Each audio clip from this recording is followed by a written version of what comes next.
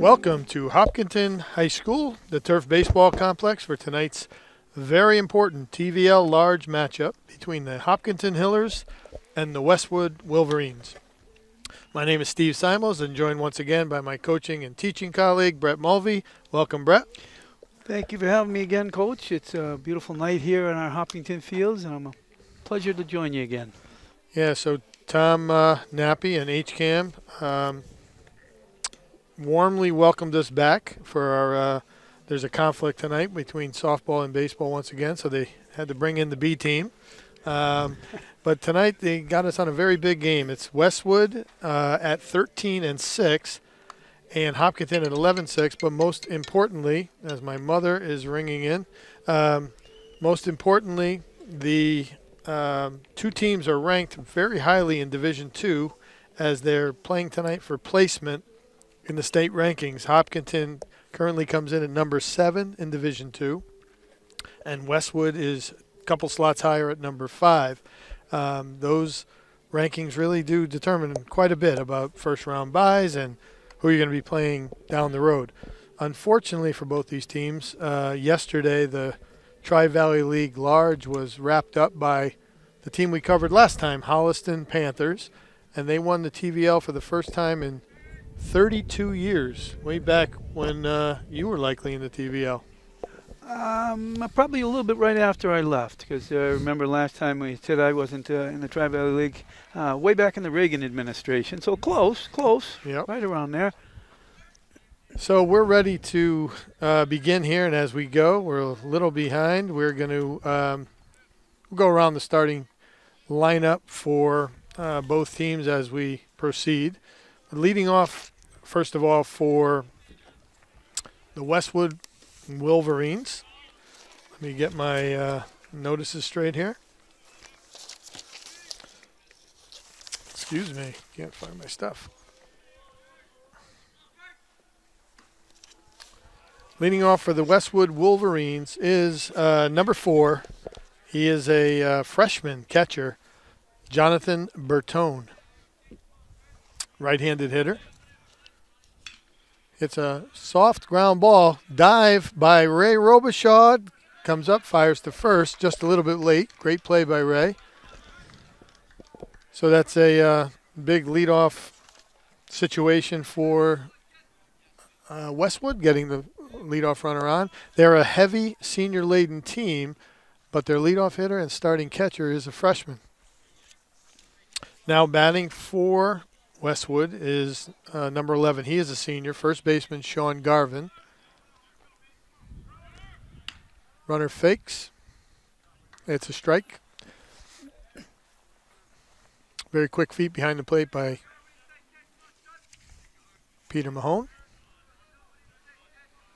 So Charlie stays ahead at no balls and 1 strikes. Kicks and delivers. Just a bit low and away. So the count sits now at 1-1 on Garvin. I'd be redundant probably to say that both coaches said Garvin, Hurley, and Sullivan are the keys to the Westwood lineup. And we see it right there, a line shot to right field, cut off nicely by Jack Interante. Brings it into Joe Carrazza, and Westwood is off and running. First and second, nobody out. I was saying Garvin, Hurley, and Sullivan in the middle of the lineup, but they're the leaders, which is not different from most baseball teams. You hit 2, 3, and 4, your best players. Now batting is the shortstop, Kevin Hurley. Kevin is a senior, widely praised by coaches around the league as one of the better players in the league. He's going on to play at a very highly acclaimed D3 program, Babson College.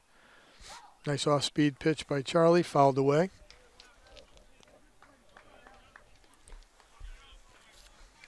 Count is even at 1-1. Having a little technical difficulty here, but we'll try to figure it out. Inside move thrown into center field, backed up nicely by Connor Hallenbach. You'll see a heavily senior-laden team on the field for the Hillers as they are starting I believe in 7 of the 9 spots they are starting seniors on this senior night here in Hopkinton. Late call by the umpire, but the fastball sends the count to 2-1.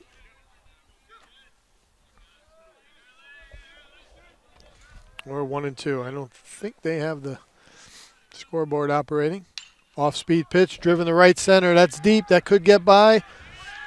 Angle taken by Connor Hellenbach. Ball's in. That's going to be 2 runs for Westwood as Hurley lives up to his reputation and drives a long opposite field double, driving in 2.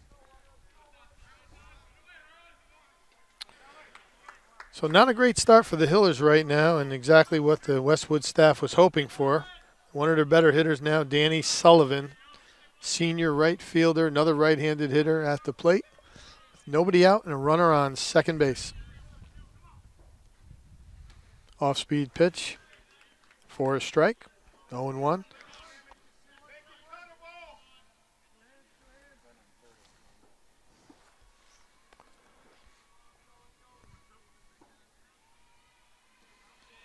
Another off-speed pitch, low and away, taken for a ball, and the count is now 1-1.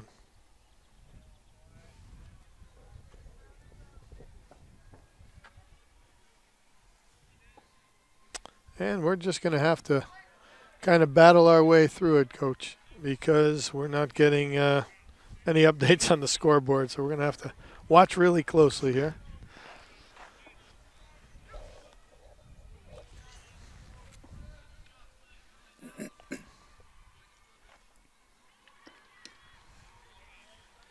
Again, ball and away. I believe it's 2-1.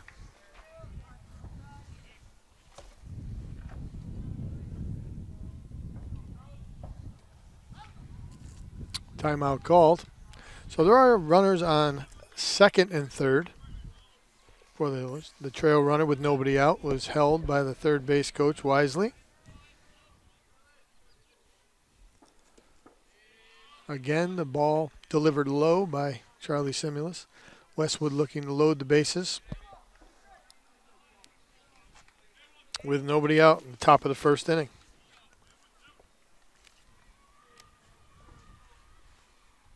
Charlie comes set and delivers. Again, low and away. That's ball 4. Not the way the Hillers wanted to start here tonight, huh, Coach, on senior night? Absolutely not. And now the starting pitcher for Westwood, Elliot Harris, is also a key component of the lineup. He had 3 hits against the Hillers last time in a victory over at Westwood, so you got to love this spot as a hitter. Fastball must have been just a bit inside. 1-0 to Elliot Harris. Bases loaded, nobody out. Garvin is the runner at third. Hurley at second. And Sullivan at first.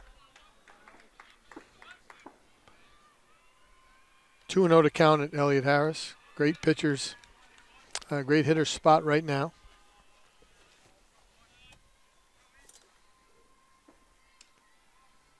Ooh, a little disagreement there, but 3-0. Nowhere to put him. Got a challenge. I don't think you'll see a green light here. Charlie hasn't proven he has his command yet. Fastball again, high and inside, and that walks in another run. And Coach Anderson has started up his bullpen behind us, Coach. And making a trip to the mound.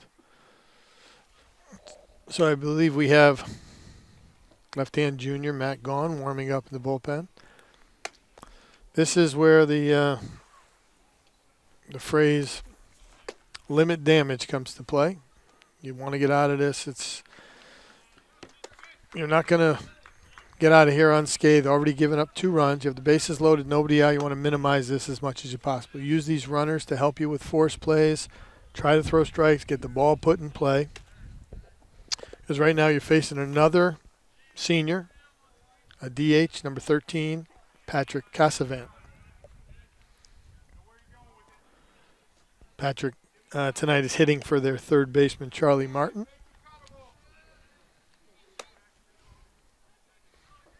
Coach Zach imploring the outfield to make all balls cuttable. Telling him he wants to take care of the baseball, not turn 2 runs into 3. Right now it's 2-0, bases loaded, nobody out.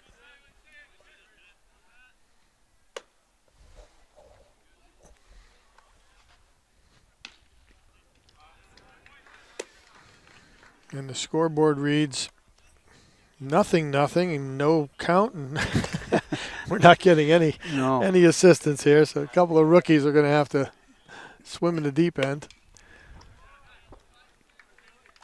Swing fouled off by Cassavant. And I apologize, but I'm not sure of the count. Charlie's going out of the wind. Typically wouldn't do that and give the runner at second a walking lead. But he's just trying to do whatever he can. That ball gets away from the catcher high. And Kevin Hurley walks home with the Wolverines' third run of the game. So runners on second and third. Still nobody out for Patrick Cassavant. And we'll see if Charlie goes back to the windup or from the stretch. He's going to the wind. At this point, you want him to be as comfortable as possible. Kicks and he fires. Went to his breaking pitch. There it is again, Coach, with not taking care of the baseball right there. So what happened is Charlie throws a breaking pitch in a key situation, gets a swing and a miss. Peter Mahone, very active behind the plate, throws behind the runner at second base. A little bit late, but more importantly, the key fourth run walks home for Westwood. And we're now situation single through the right side. They're going to try it. Throw to the plate is perfect. Nice and there's play. your limited damage. Nice play by the Hillers. Outstanding throw by senior Lenny Onken. Westwood trying to be aggressive. Less than one out. Probably not advisable. But there's a key. Right there. There's a key play. Hillers finally at 2 outs with a runner on first for left fielder Tommy Teixeira. He's a junior, number 9. Let's see if we can start fresh, reset things. Good job right there by Charlie getting ahead. Well, good news is, Coach, the scoreboard's totally blank now and all lights are off. Ah, perfect. Yeah.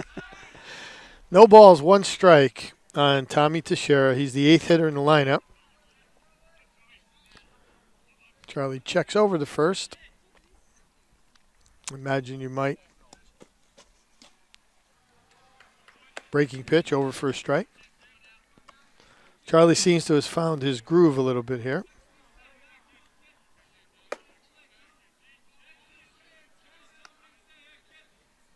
Kicks and delivers. Ground ball to shortstop. Picked up by Frank Capedesano. He'll take it himself and get the force out at second. So after a difficult start, a great defensive play by Lenny Onken, and a ground out to Frank Capedesano. So the Hillers get out of the first inning and trail 4-0. We'll be back in about 2 minutes.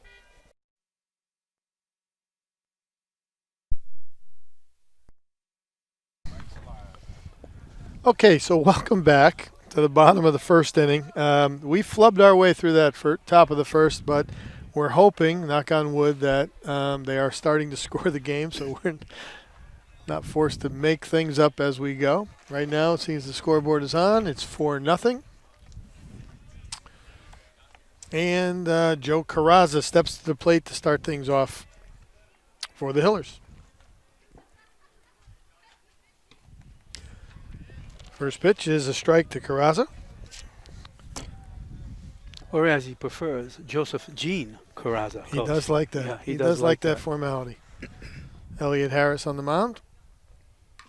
Hard thrower, dribbler off the right side. Harris hops off the mound, throws a strike to first. Gets the very speedy Joe Carrazza. Good start for Elliot Harris. And there's one away for the Hillers.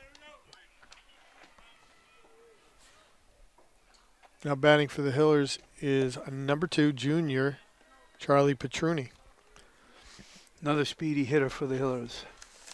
Yeah, Charlie's really getting going at the right time for the Hillers. He's a spark. Those two kids with their quickness at the top of the lineup. Swings through a fastball. Charlie is the EH tonight. Normally playing center fielder, but as I said, it's a heavy senior-laden starting lineup. Count runs to 1-1. He takes a curveball high. Charlie, at first glance, not having an incredible year statistically at 276 as he swings through a fastball 1-2. But if you look a little bit more closely, he's got a 426 on base percentage due largely to 13 hit by pitches. Wow. So he gets jammed up a little bit. Ball up the middle to Hurley. Moving to his left. And he throws the speedy Charlie Petruni out. You can see why he'll be playing college baseball next year. Very athletic shortstop. So that's 2 up and 2 down for the Hillers. Nobody on for Connor Hallenbach, who's playing center field tonight.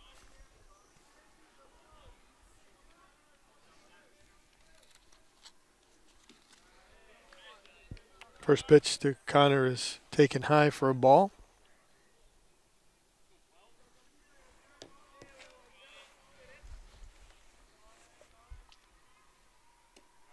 Harris goes back to a breaking pitch, and Connor runs ahead of the count. 2-0. Connor's hitting .373 and leads, 373. Has been an incredible leader defensively for the last couple of years.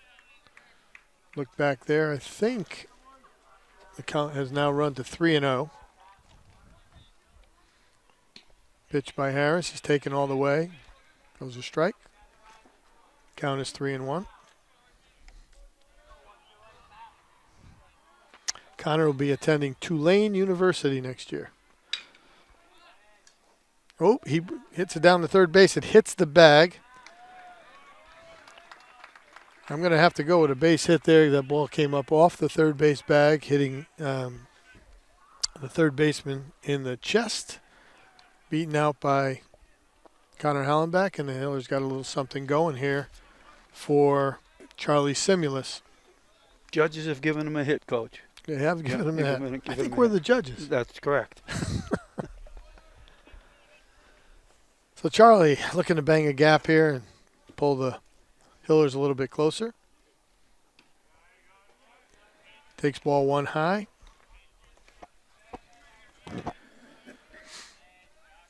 Charlie Simulus hitting a very whopping .367 and leads the team in RBIs with 13. So not only has he been the solid ace of the pitching staff, he's led them offensively, hitting today out of the 4-hole.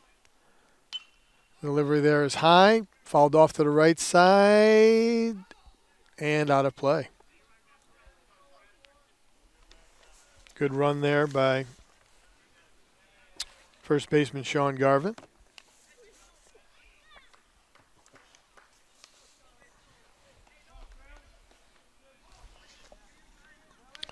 Count 1-1 on Charlie Simulus. Checks the runner. Working really hard to keep Connor Hallenbach close at first. I think the biggest thing to slow down the running game is that 4-0 lead. The delivery by Harris, a little high and tight on Charlie. Count runs to 2-1.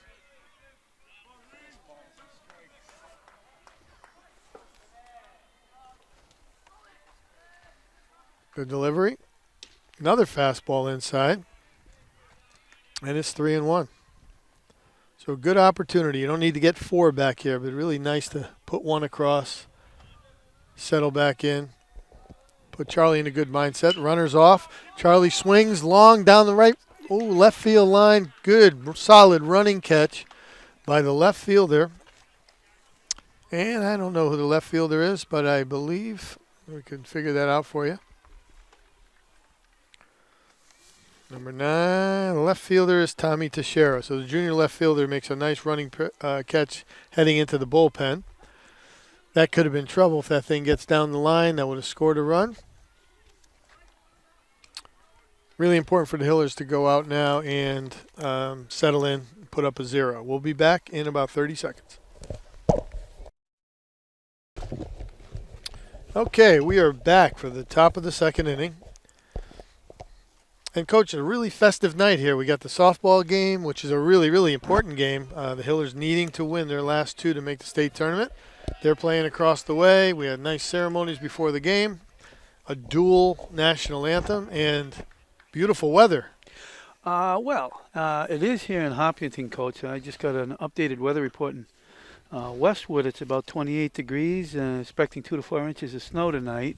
Always a little inclement in Westwood. Of course, I'm joking around with you, Coach, but you know that many times we've gone to Westwood for games, you especially, that I don't know why, but it always seems to drop 30 degrees as soon as you go across that town line in Hopkinton. Into Westwood, but it's almost like you're going to Saskatchewan. Yeah. Kind of strange. It's on Route 109, but the weather patterns seem really different in Westwood. We've been joking about that for years For and years. years. So, Charlie back on the mound. Hope for a better inning, but he starts off 2-0 to the number 9 hitter for Westwood, number 17, Emilio Velasquez. He's the center fielder, a senior, and Charlie hits him in the buttocks. So the leadoff hitter is on again for Westwood. And exactly one of the things that Coach Anderson told us before the game, Coach, and his keys to the game was, you remember last time against the Panthers, there were 7 hit by pitches by Hiller pitchers, and Coach Anderson told us that was something that they must stop tonight. No walks, no hit by pitches, and win the error battle. And here we go with a hit by pitch. Yeah, we joked that we were part of history with the 7 hit by pitches. Not a history we wanted to make. No. Line drive ripped to left field right at Lenny Onken and makes the play. So another well-hit ball at the top of the order by John Bertoni. He's a good-looking freshman catcher. He's a big, strong kid. Hit that ball hard. I can see why he's at the top of the lineup. But a big out for the Hillers. 1 out, runner on first. And big senior first baseman, number 11, Sean Garvin, is at the plate for Westwood.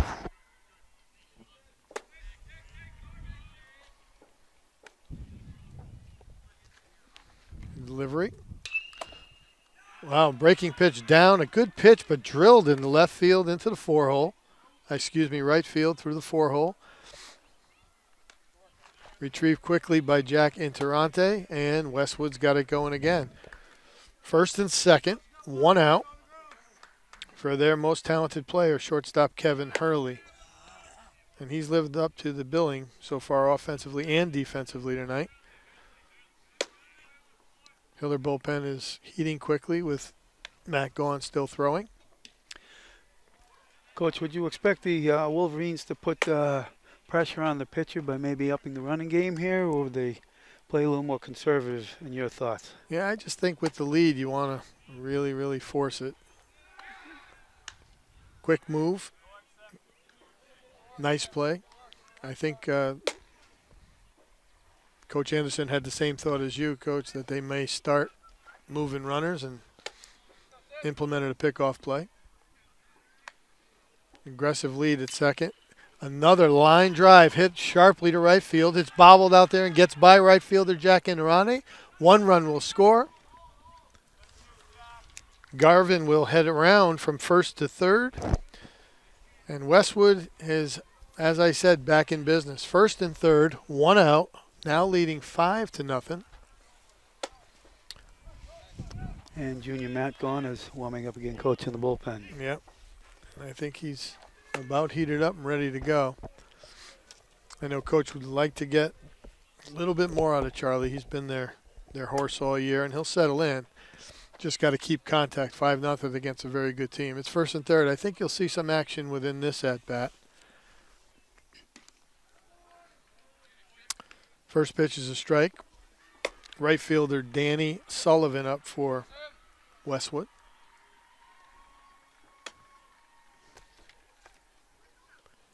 Kick and delivery. Another breaking pitch, taken first strike. So 0-2. Big moment right here. Strikeout would be very valuable to the Hillers. Popped up to the right side. Derek Catherley gives it a run, but watches it float onto the loop road. The count remains 0-2 on Danny Sullivan. Runner goes, pitch is high, pump fake by Peter Carboni, and it's second and third. Reason I'm saying is you really you don't normally want to pitch to the strikeout, but right here any contact will probably generate another run, and at this point we need did I say Peter Carboni? Ground ball to the shortstop, picked up by Frank Pedisano. He throws to first. That'll bring in another run for Westwood. But again, infield back there trying to limit damage, trusting that the offense will come back, and it's now 6-0 with 2 outs. So my apologies both to the Carbone and Mahone families for miss. I only coached him for 2 years. Why would I get his name correctly? And you probably ate at Carboni's many times. Many times. It is the dinner hour, and I haven't eaten. So That's true. So Elliot Harris, the starting pitcher, is up. Another opportunity to support himself and pad the lead. It's 6-0 right now for Westwood. Run around third, 2 outs. Defense back. Pitch by Charlie is low. Coach Anderson said earlier, we were talking to him, that they're very, very patient. They take a lot of pitches. Well, the combination of not throwing strikes with a team that takes a lot of pitches is a recipe for disaster, and that's what we've seen so far. This hasn't been the Charlie Simulus we're used to. He has 6 walks on the entire year in 27 innings. That one's low, and the count runs to 3-1. He has been offensive and defensive leader, as I said, all year for the Hillers. Just not as sharp as usual tonight. The delivery hit deeply to right field. Jack Interante is under it, makes the play for the 3rd out. And that's 2 more runs for Westwood. At the end of an inning and a half, it is Westwood 6 and Hopkinton 0. We'll be back in a few.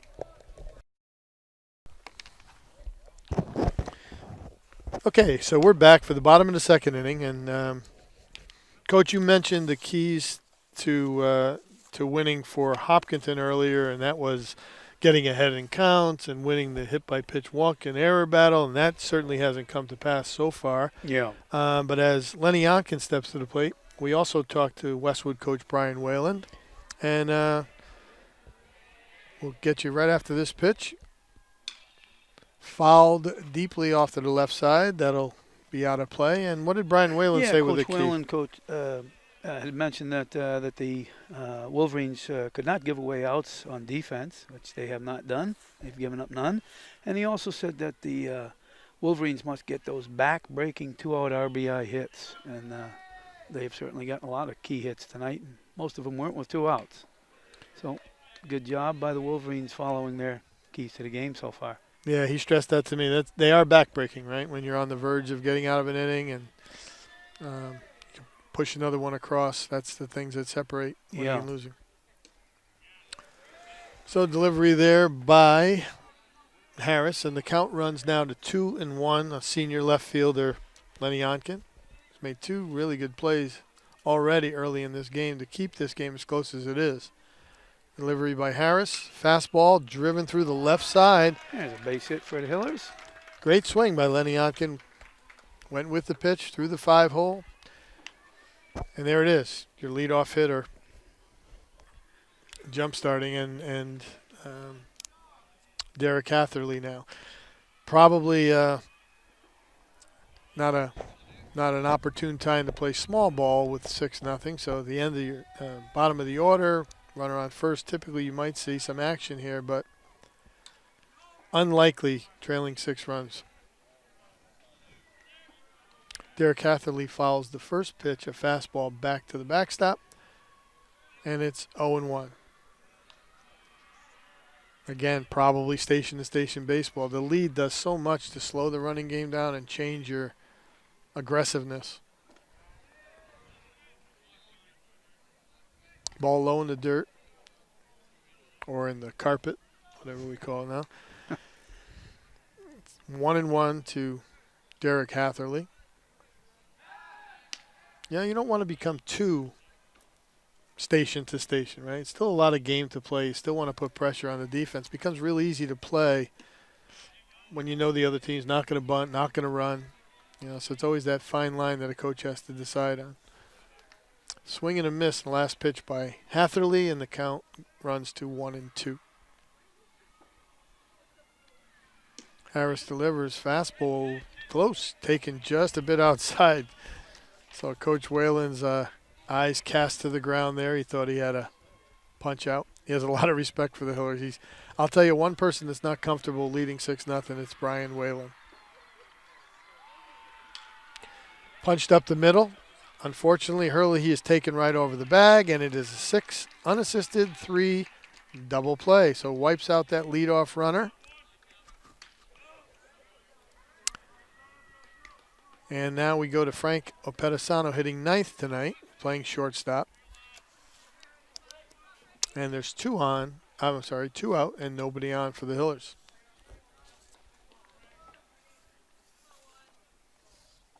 So a promising inning turned a little bit sour quickly on a fairly hard hit ball by Derek Hatherley, but perfectly defensed by Hurley and the Wolverines.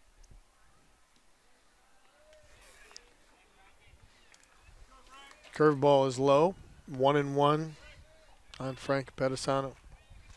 Every at-bat important, trying to get Harris's pitch count up. He's one of their better guys late in the year. Not a lot of arms likely available. Fastball at the knees. 1-2 on Frank Opedisano. And I apologize, this is the 8th hitter for Hopkinton. Fastball again, tipped off the top of the bat, squibs down the first base line. Harris smartly races over and touches it before it can spin back in.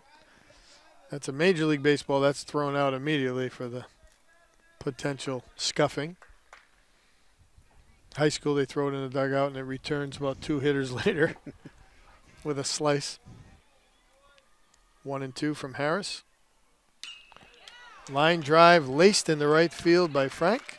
There's a nice hit by Frankie. A great swing by a senior on senior day.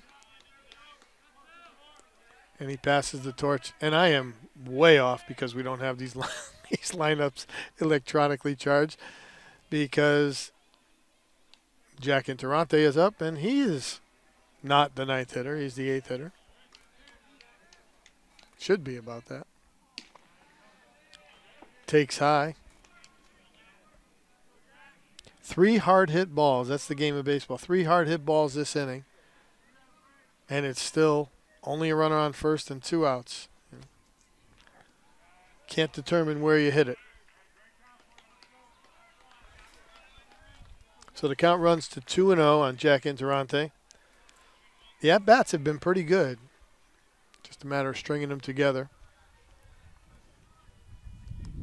Small lead by Frank. The delivery. Another hard hit ball up the middle. Hits the umpire.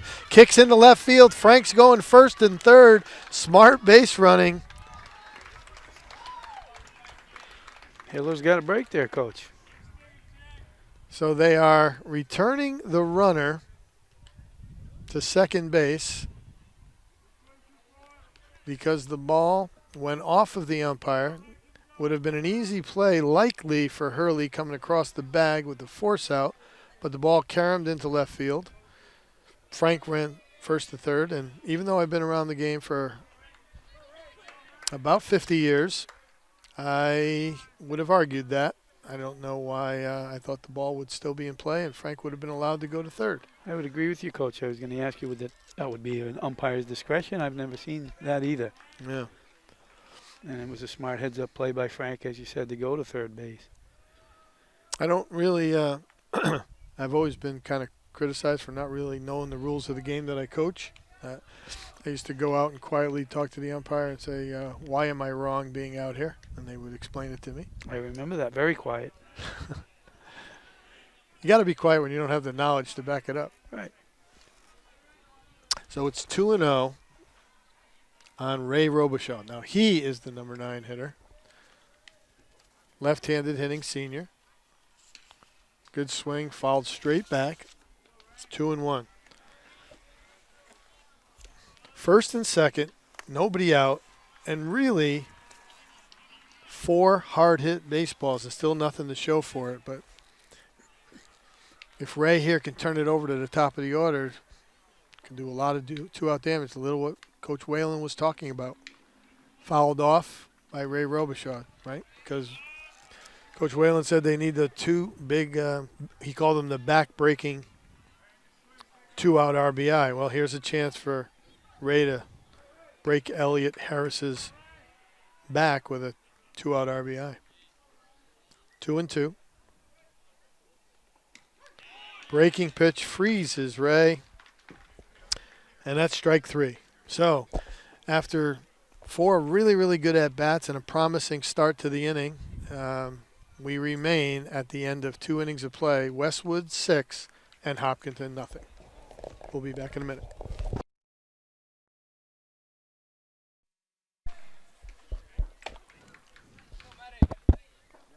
So welcome back to the top of the 3rd inning. 6-0 Westwood.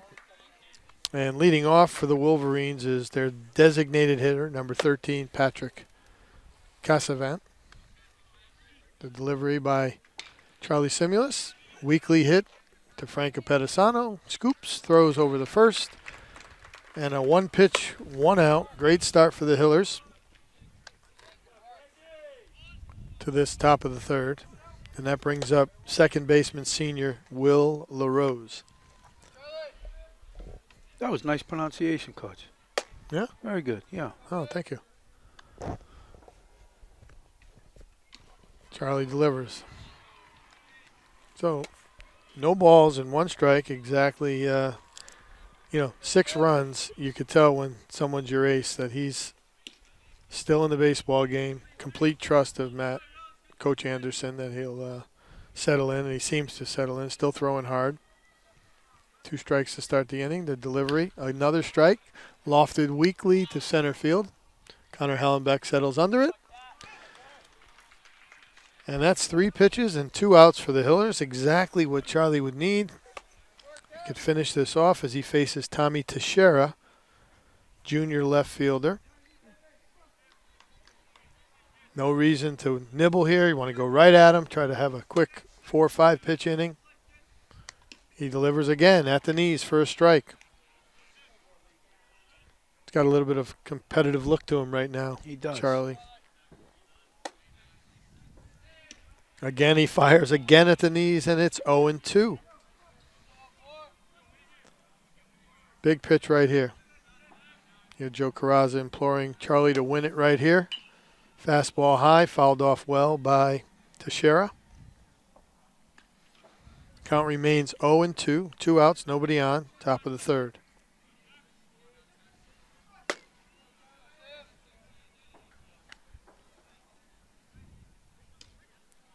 Ooh, I think Charlie took a... Oh. He's not a demonstrative person, would never show up the umpire, but he took 1 step to the dugout because that certainly looked to all of us like strike 3. But there's strike 3, a breaking pitch. And a great inning. Single-digit inning for Charlie Simulus, walking off the mound with a purpose. And at the end of 2.5 innings of play, it remains 6-0. I think we'll stay right here for a few. Coach, you mentioned in our last telecast that you played at Bellingham High School. I did. Do you remember anything about your senior year, your senior day, or? We didn't have a senior day back then. I think it was just clean out your lockers and goodbye. Wasn't that? In a nice way. Yeah, yeah. No, Take your time. Goodbye. yeah, take your time, goodbye. Wasn't as touchy feely. No. No. Nobody really did that back then, at least not that I remember. But we had a nice group of guys, and we were all sad to depart each other's company. And of course, we loved our coach, Coach Jimmy Bonolo, and but we did not have any formal senior night as they do now. Did you have one of those in New Haven back when your day, Coach, played? No, there was no senior night. I remember my last game. Nobody gave Coach Marcucci flowers or anything like that. I can't imagine that would have gone over well. No, he wasn't a flowery type. Yeah. But it is an interesting story that I'll tell later on about if you remind me I about will. our last game and how that all came to pass. But right now it's Hiller senior night, and senior Joe Carrazza leads off top of the order. Nice to see Nothing's if Joey going- could get something going here, Yeah, Coach. exactly. Nothing's going well, but I'll tell you, you put up 1 or 2 here. There's a lot of game left.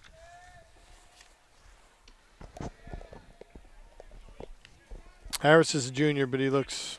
I see why Coach Whalen said he's one of their key mound presence guys.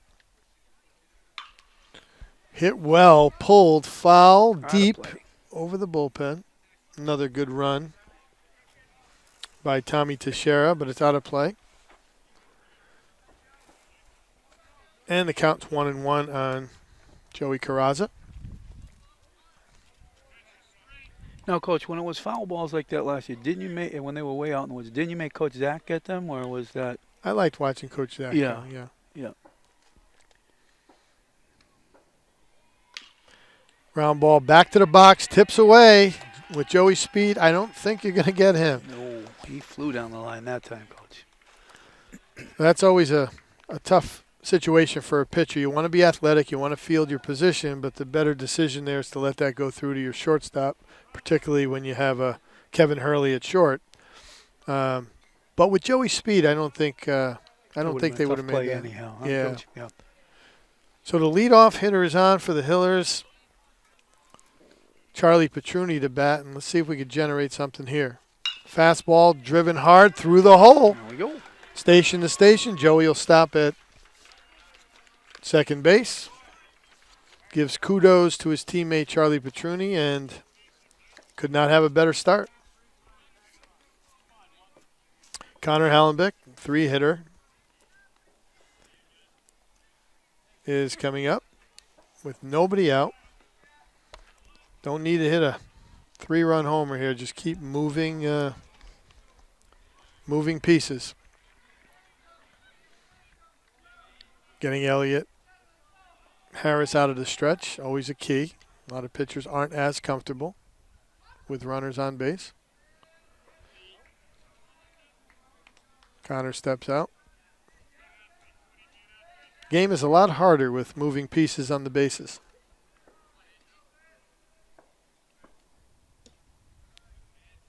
Curveball, they check, and he says that Connor Hallenbeck did not go. So it's 1-0. Coach Whalen disagrees.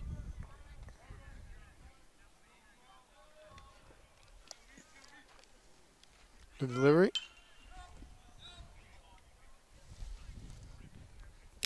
So fouled off by Connor Hallenbeck. Count runs to 1-1.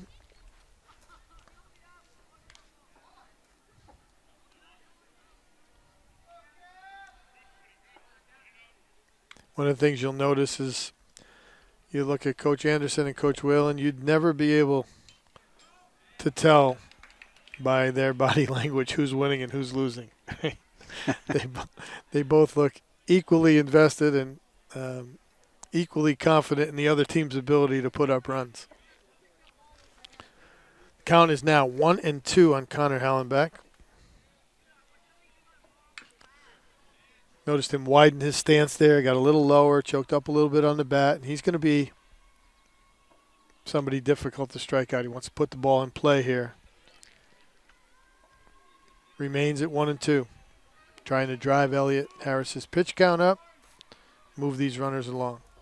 Perfect guy to have up in this situation. Connor hitting .373, as we said, on the year. The delivery.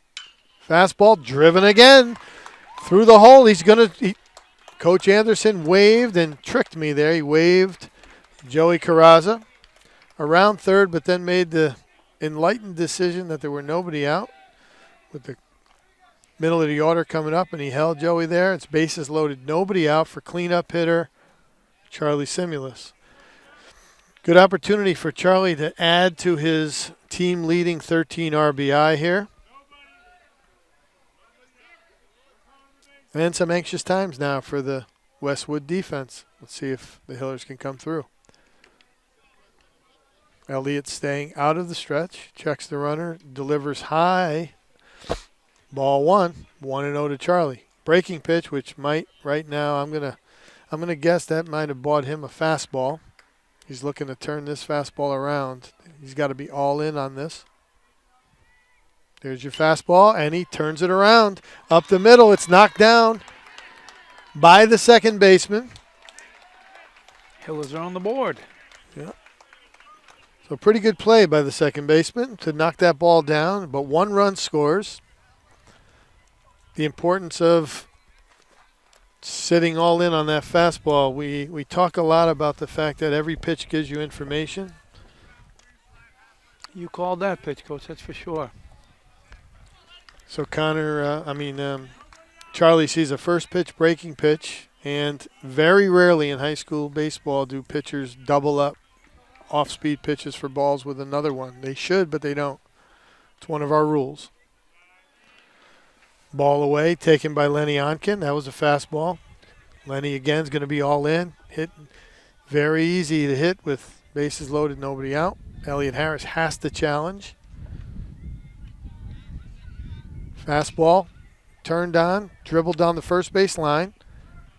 I don't know the call. Delayed call. I'm not sure what he's doing.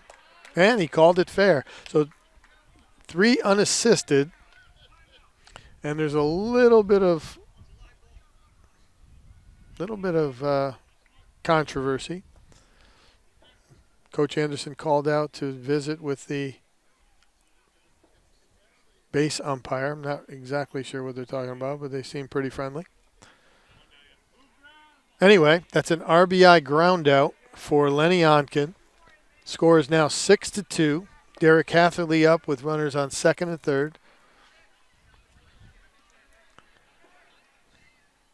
The delivery hit hard in front of the second base runner. Hurley up and throws, but that's another runner. Can't win baseball games unless you get guys home from third with less than 2 outs, and the Hillers have brought 3 of those runs home. And just like that, they've cut the Westwood lead in half. It's now 6-3 with 2 outs for Frankie Apetesano. It's still a runner in scoring position. The runner at second is a courtesy runner for Charlie Simulus. That's Nick Pedroli. He's a sophomore. He's had a great year. Plays most games, probably a victim of senior night tonight.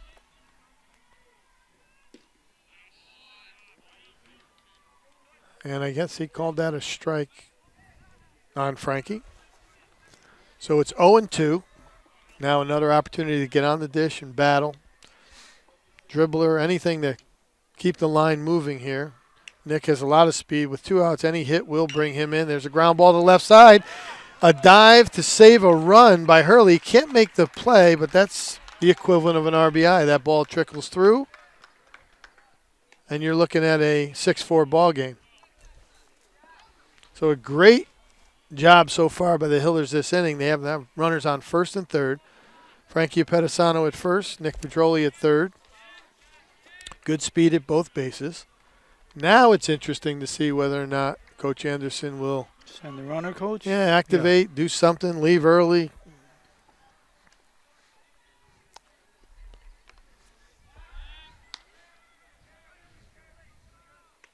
You have your number 8 hitter, Jack Interrante, at the plate. So first and third is always an opportunity to score in high school baseball.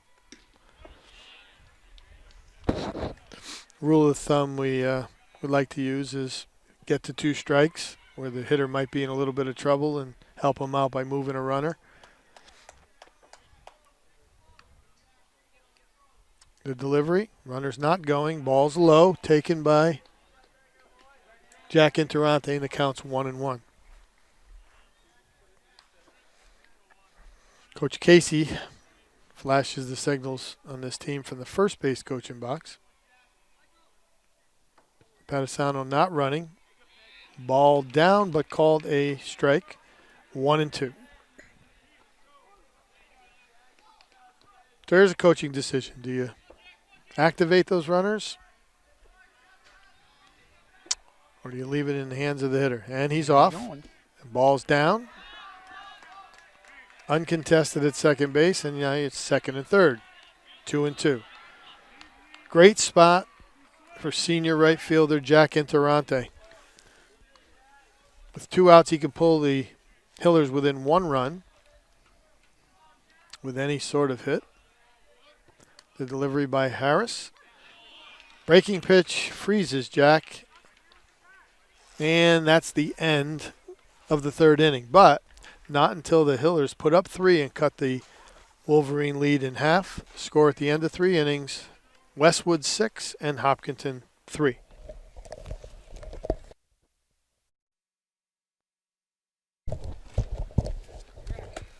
So we're back for the Westwood top of the 4th. As the home team, the Hillers are in white uniforms, white tops, white bottoms, high green stirrups, green numbers, a small orange number underneath the script Hopkinton across the chest, green hats with orange brims. Now, Coach, when we get a chance, maybe you could explain to the listeners and viewers at home where that orange came from for the Hillers, because you and I know, and many longtime people here in Hopkinton know, that the Hiller colors were always green and white. About 30 years ago that changed, and you know the story behind that. That's true. Swing and a miss by number 17, Emilio Velasquez, center fielder, senior. So Westwood is in green tops and white bottoms. They have green numbers outlined in black, and on the front, a white number outlined in black. All green hats with a green, black, and white W on the brim. And I bring up the black and the orange because, as you said, they each of the schools have added that accent color. Us about, like you said, 30 years ago. Yeah. Much to the chagrin of old people like us.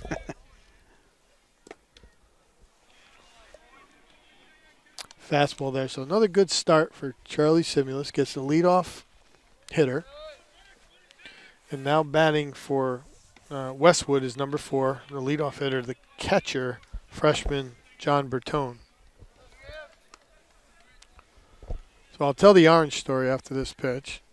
Curveball popped straight back by Bertone. It's really a legendary Dave Hughes story where I was coaching football for him. It was 1993, I believe. Right around there, yeah. 2 or 3. Sounds about right. And we got an offer. Swing and a miss. Tipped, held on to by Peter Mahone. Hillers snapped the ball around the infield, and 2 up, 2 down. Things have really turned here. Anyway, a gentleman whose name I can't recall offered free uniforms for the Hiller football team if they would agree to add a touch of a 3rd color. So Coach Hughes, who is a traditionalist, did not want a 3rd color, but he is, let's say, as frugal as he is traditional. So loved the offer of free and agreed to have a small accent of orange. Made us look a lot like the Miami Hurricanes, who were very popular back then. That ball is ripped down the left field line, just foul by Sean Garvin, the Wolverine first baseman. The count runs to 1-2. This could be another really, really quick inning for Charlie Simulus. So that's how the story went. They got the free uniforms, and I thought I might capitalize on free uniforms. So I called up the gentleman and asked if he would add the orange. We would advertise for him if we got the same sort of deal. Weak line drive to Frank. Scoops it up and throws low. Ball gets by Derek Hatherley, so it's going to go in the books as an E6. And there is a runner on first with 2 outs for Westwood. So I don't know if you're familiar with the style of the Dodgers uniform, which I always really liked. So we added an orange below the script Hopkinton on the left rib cage, and that was enough. Very classy looking uniform. And it's classy uniform, and you see it's 30 years later, and it's the same style of uniform. We've added the high stirrups, but the kids love the orange, and we know that. They really, really love the orange, and we've been battling it ever since to not become the dominant color. Well, it used to be kind of, I'm not a big fan of the orange either. It used to be kind of hard when you would watch 30 years ago a Westwood Hopkinton basketball game or football game or baseball game because it was green and white versus green and white, and awful hard to tell the players apart. Right, and you brought that. So when I finished that story, when we added the orange, they – a few years later added the black accent to their uniform. So I think they both look sharp. And as I said, the kids love it. The count right now is 2 balls and 1 strike. Swing and a miss runs it to 2-2 on senior shortstop Kevin Hurley. It's an action count here. I'm not sure the speed of the runner, but it's a good opportunity to send him. Pitch, swung and a miss. Swing and a miss by Kevin Hurley. Oh, another great inning for Charlie Simulus. So this game is turned. Yes, it has. It's a 3-run game. Coach Anderson's showing trust in Charlie Simulus. Other coaches might have had him out of there early. He settled in, and now he's pitching spectacularly well. So we'll be back in a minute, and maybe we can finish some uniform history for you. So we go to the bottom of the 4th, very new ball game here, as the lights come on at Hopkinton High School. Ray Robichaud in the 9-hole leading off. And he bunts beautifully down the left field line. Miscommunication between pitcher and catcher. And a great start. Senior Ray Robichaud getting it going to the top of the order. And as I said, the energy on the Hiller side of the field is quite high right now. And you don't see that same sort of energy on the Wolverine side. Which gives credence to Coach Whalen's concerns earlier on, even though he had a 6-run lead. Joe Carrazza now. It's been a spark all year. Takes curveball low and away. Joey only hitting .244, but everybody would tell you he's the catalyst. And if he could get on base, he leads the team with 14 stolen bases. Fastball high. Joey chases, fouls it back. 1-1. You don't like the fact that he went out of the strike zone for that, but you do like the fact that he's ready to hit and aggressive. He knew he was getting a fastball following that first pitch curve. So 1-1, Joey Carrazza. Ray Robichaud. Significant lead off first base. Harris set and delivers. Fastball pulled into the Hiller dugout by Carrazza. Time to battle for Joey. 1-2.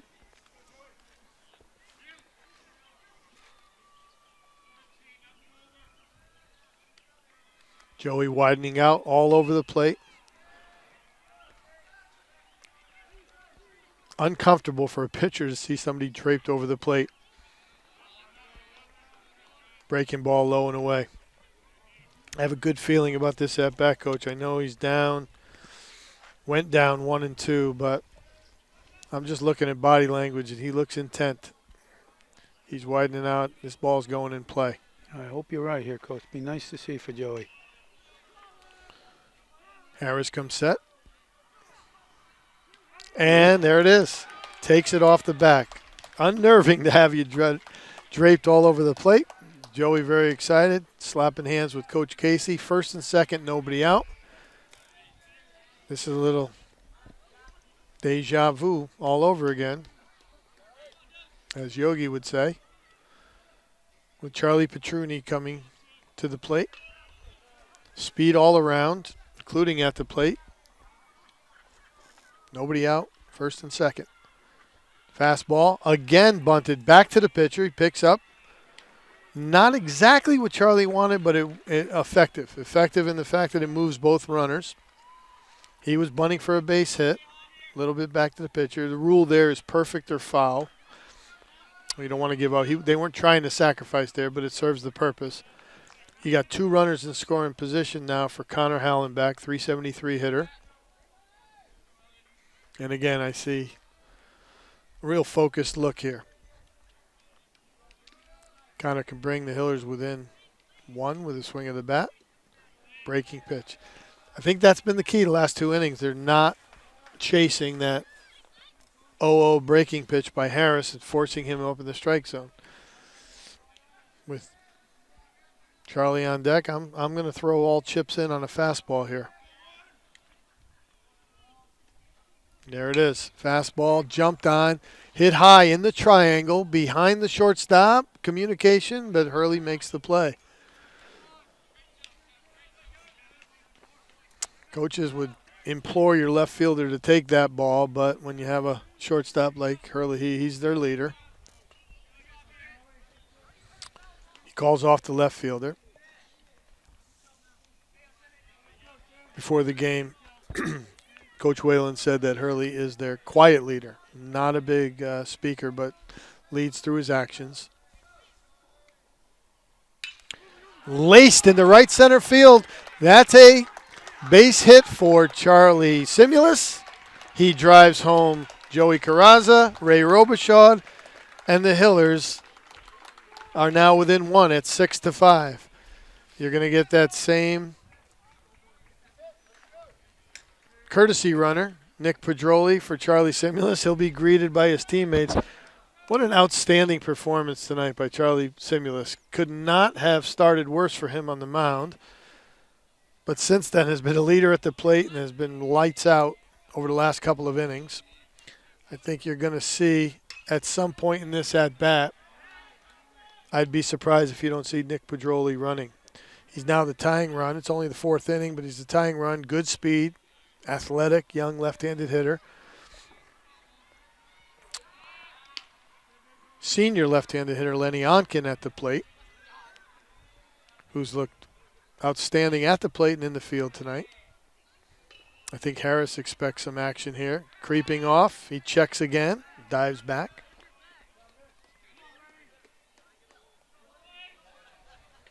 You know, part of you wants to run here, part of you wants to leave that hole open, but he's off to the races. Swing and a miss, the throw down, no chance.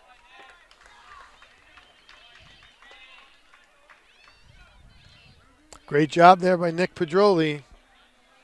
And the tying run, I didn't think we'd be saying this quickly, but the tying run at second base. 0-2 to Lenny Onken.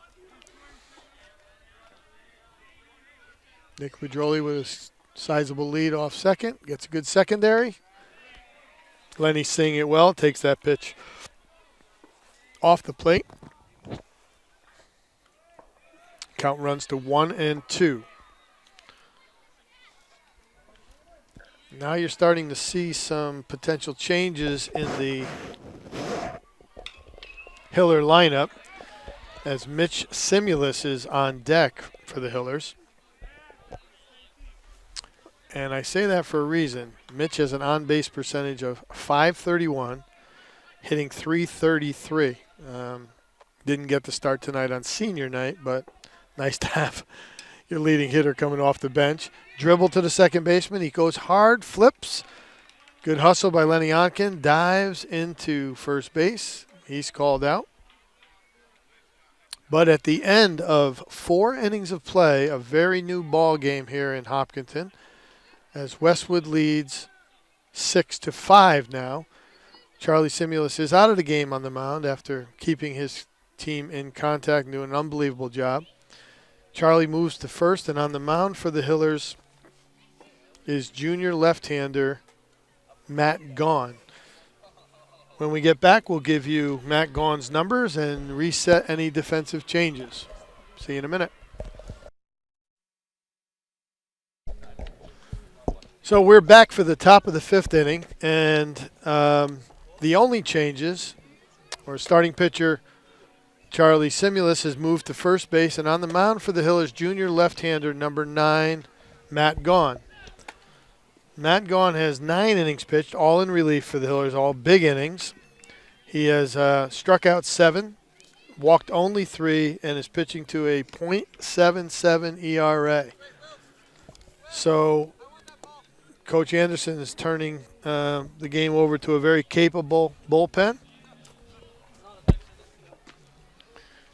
Active already. We need to get 3 quality innings, and we also have Sean McCann, junior right-hander, who's never been a primary reliever for the Hillers. He's already in the bullpen, so it's a different ball game now. And leading off is cleanup hitter for Westwood, Danny Sullivan, the right fielder.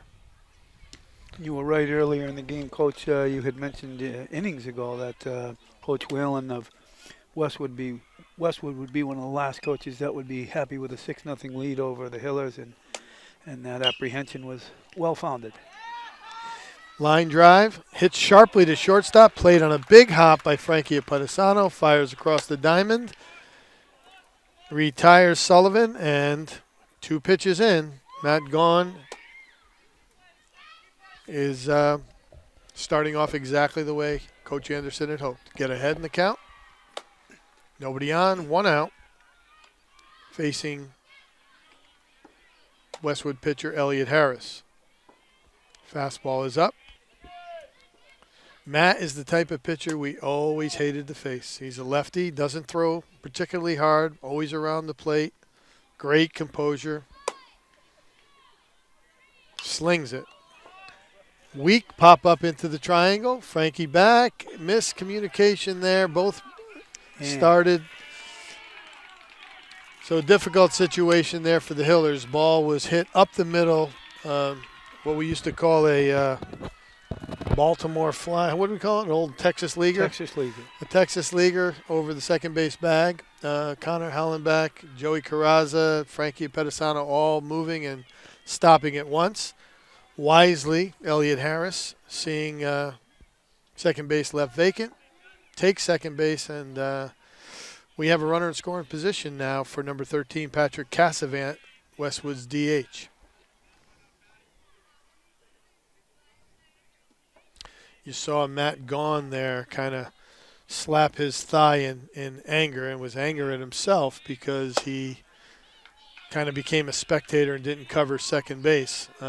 One of the primary rules of defense is there's never a time to stand around. There's always somewhere to go, somewhere productive. We used to use the term fly to the bag, fly to the ball. Fly to the ball, fly to the bag. So if you can't get the ball, find a bag or find a backup to fill in. And Matt saw the reasoning there. Not only his responsibility, the corner infielders could have also helped. So the delivery there is high, and the count runs to 1-1 on Patrick Cassavant with 1 out. Lefty-lefty matchup, so a big spot here for Matt Gaughan, who's done the job. He created a weak fly ball. Inside move, he checks the runner at second.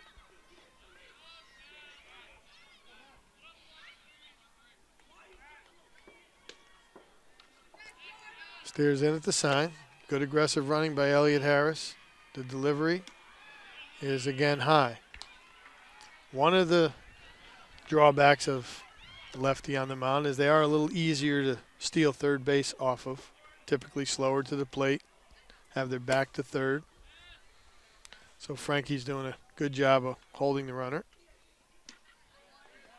Nice pitch by Matt. Yeah, nice pitch. Counts 2-1 on Cassavant.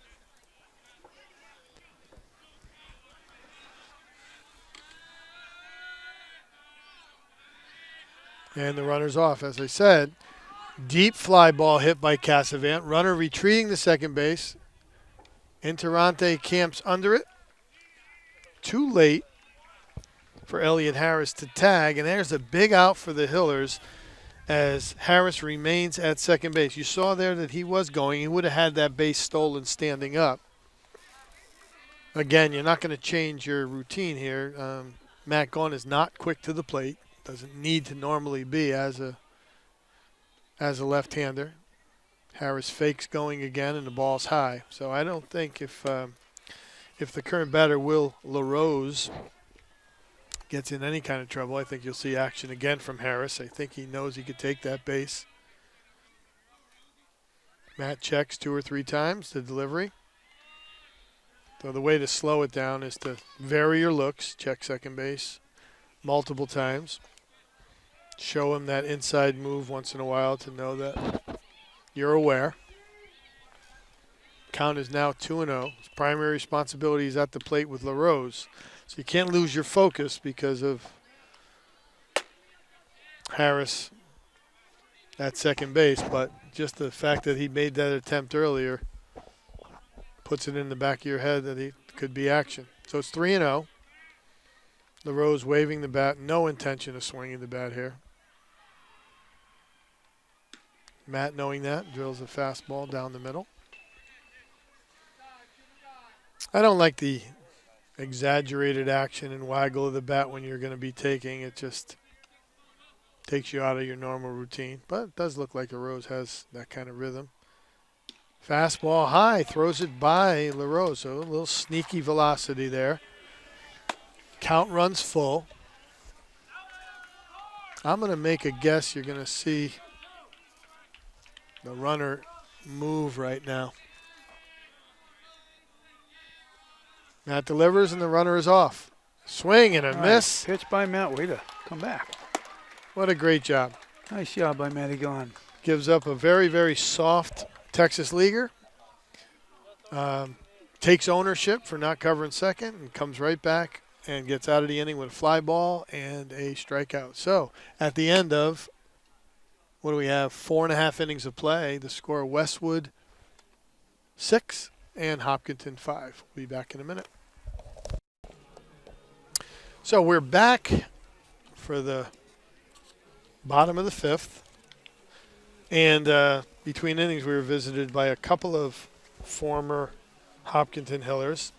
Great tradition that started. We have a lot of players that we're really proud of that are playing in college right now. We just had 2. We had Andrew Gaughan, who's the brother of Matt Gaughan, and he's a freshman pitcher at RPI. Had a really good freshman year. And the same for Dylan Locke, who joined him, who was our starting catcher. They were 2 of our captains last year, led us to the state quarterfinals, played in state championship games as juniors. And Dylan is a freshman catcher, just completed his freshman season at Bowdoin College. And he's really happy that those exams are over, as is Andrew. 2 very difficult academic schools and 2 very highly acclaimed students.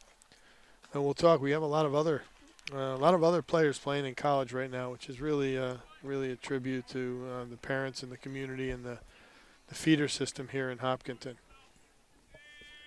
So as we move through this inning with Mitch Simulus leading off, it's his first at-bat of the night. We mentioned earlier hitting .333. Is 11 walks on the year and an on-base percentage of .531. He's probably been their most productive hitter all across the board, and he takes ball 1.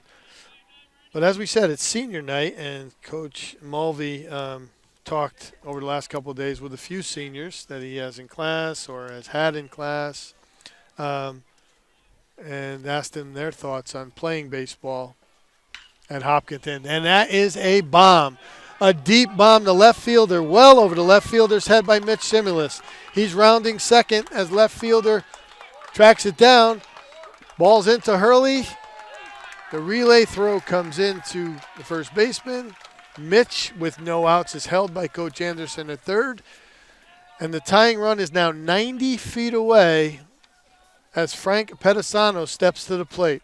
So we've gone from 6-0 early on and things looking like they could get out of hand to any mere contact away from this being a tie ball game. Frank Pettisano, one of those seniors that Coach Mulvey's going to talk about, is at the plate. Mitch leads off third. The delivery, low and away. So Frank spoke to you about his thoughts. Yeah, so since we talked to the seniors about their memories of Hiller baseball and what they would most miss, and Frank had some really deep thoughts about the Hiller program, and I'll just wait for this pitch, Coach. Fastball fouled back. Yep. And Frank had said that one of his favorite memories, of course, about Hiller baseball was his ability to show up every day and make connections with his teammates, and he believes that a lot of these guys have turned into his best friends, and he wanted to thank his coaches and the teammates of turning him into not only a better baseball player but a better person. Oh, that's great. And you sense when you talk to these kids, it's not a line. It's pretty authentic, very close. Count now is 0-2 on Frank Pettisano. He's just looking for contact. The Westwood defense is back. Good curveball by Harris. Frank flails, strike 3, and the batter now, Jack Interante. Big spot for Jack. Had an opportunity earlier and struck out, and fortunately gets another shot with a runner on third and less than 2 outs. Big moment for a senior on senior night. Curveball. I don't mean to chuckle, but it hit him off the head, and I know he's okay. We bought quality new helmets last year. So there's now runners at first and third for the Hillers. There's that change, winning the walk battle, winning the HBP battle. They're checking on Jack Interante, and he is clearly fine and happy to be standing on third. And the Wolverines have started up their bullpen, Coach. Yeah.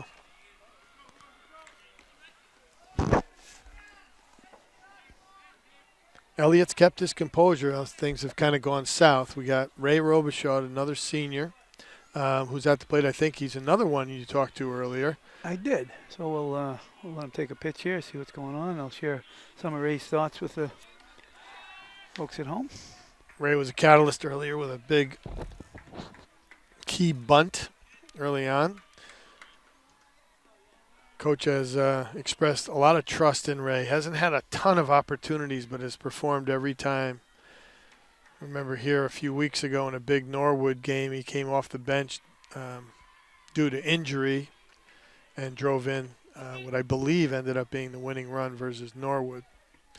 Big spot here, first and third, 1 out, left-handed hitter. Short lead for Interante at first, fastball. Just outside. So Coach Ray had shared with me many of the same sentiments that Frankie shared, but not only did he enjoy his coaches and his playing, Frank had said to me that he enjoyed the life lessons that he'd been taught during his time in Hiller baseball. And I know that's always been a big part of your coaching, to also stress to your players to be good people as well as players. 2-0 for Frank. I'm sorry, for Ray. Yeah, so it was really an honor to turn the program over to Coach Anderson, who played for me, because it kept a lot of the same mantras, and one of my most prominent ones that's adhered to by Coach. Ball low. Delayed steal. Oh.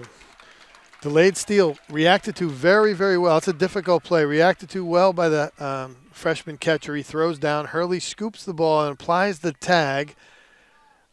I'm not sure if they said that he had gotten his hand in or whether the tag was too low on the body, but nonetheless, Jack Antarante's head-first slide is called safe at second. So it sits right now second and third with 1 out. Brian Whalen disagrees and is out discussing it with the second base umpire.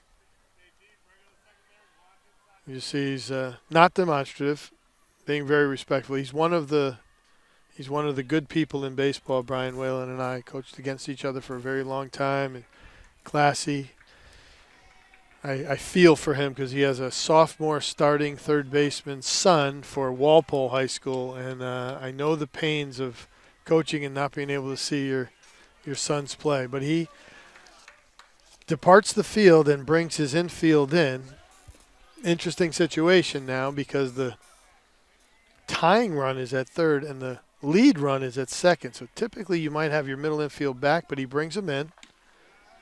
Ray draws a walk, and the bases are loaded for Joe Carrazza. Anyway, I don't know if I finished that thought, but one of the mantras is free practice for life with baseball and playing, being free practice to make you a better husband, better father, better son, better student. If you're not taking advantage of that opportunity, you're wasting it. The athletics is an unbelievable classroom for that type of development. So the bases are loaded now for Joe Carrazza.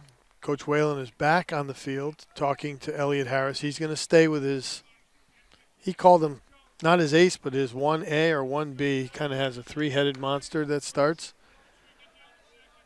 Couldn't draw this up any better, right? You're Could not, Coach. top of your order with the bases loaded. Infield now. Corners are in. Middle infield back, playing for the double play, but Joe would be very difficult to double up. Fastball high. And again, we saw that eye of the tiger on Joey. I hate to make a prognosis, but I see real good things right here. He Big spot for Joe. Yeah, it doesn't look like he's going to get beat right now. Fastball driven. Line drive at the second baseman. Good base running by Ray Robichaud and Jack Interani to dive back in. Could have been a double play. Nothing you could do there. Joe hit the ball hard on the line. And he passes the torch now to Charlie Petruni. So Joe did his job. So did Westwood. Infield back all around. 2 outs. Bases loaded. 6-5 game. Spot doesn't get any bigger than this. It could unlock it for the Hillers. And that's another line drive, again, directly at the second baseman. Not hit as hard, but couldn't have placed these defenders any better. And Westwood survives what could have been a gigantic inning for the Hillers. But nonetheless, at the end of 5, the score remains Westwood 6, Hopkinton 5. And we'll be back in a minute. So welcome back to the Hopkinton Turf. We're going to try to get a softball update. I don't have anything yet, but we're hoping to get some information on the Westwood-Holliston softball matchup. I look around the infield. I don't see any defensive changes, but we do have a new pitcher on the mound for the Hillers, and it is junior right-hander Sean McCann. I gave you the impressive statistics for Matt Gaughan coming out of the bullpen. Well, you'll be impressed by these as well. McCann has 11 innings all in relief, 12 strikeouts in those 11 innings, only 2 walks, and a lofty ERA of 0.00. That's the Blutarski ERA from the old Animal House. Ah, yes. That was his grade point average, though, right? That was his grade point average. Yeah. So Sean completes his warm-ups. We talked earlier about a couple of Hopkinton alums stopping by, and you and I were talking between innings. We have another Hopkinton baseball alum who played for me. I don't actually remember the late 2000 aughts, who went to Johns Hopkins, an elite school, a mathematical mind, Dan Merzell. And last night I'm watching Justin Verlander pitch against Shane Bieber, 2 former Cy Youngs, and behind the plate is Hopkinton Hiller alum Dan Merzell. Wow. So we have a major leaguer, and statistically they say it's harder to become a major league umpire than it is a major league player.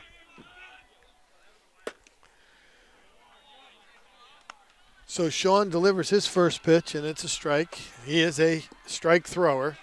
3-quarter delivery, that's what makes him so tough. He kind of drops down a little bit, slings it, and jumps ahead quickly 0-2 on Tommy Teixeira, the left fielder.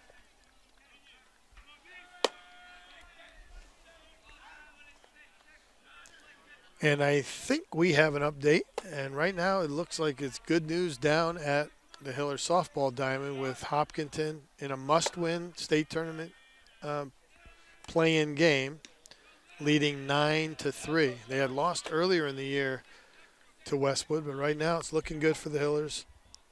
Up 9-3. They win their remaining 2 games. They are state tournament participants. The pitch driven into the ground, down the third base line, called fair, gets under the glove of Ray Robichaud. A good solid turn around first base by Teixeira, but Frank Apetisano backing up third base from shortstop, believe it or not, retrieved the ball and held Teixeira to a single. So a good start for the Wolverines with their leadoff hitter on, and senior center fielder Emilio Velasquez to the plate. Coach Whalen has to be happy here. If you get your 8-hitter on, if Velasquez could somehow push it over across, you may see some bunting action here, and he does. Butts it down the first base line, foul. Sean McCann picks it up. I've been pretty good on the predictions tonight. You're on the money tonight, Coach. I've stolen the signals. Ah.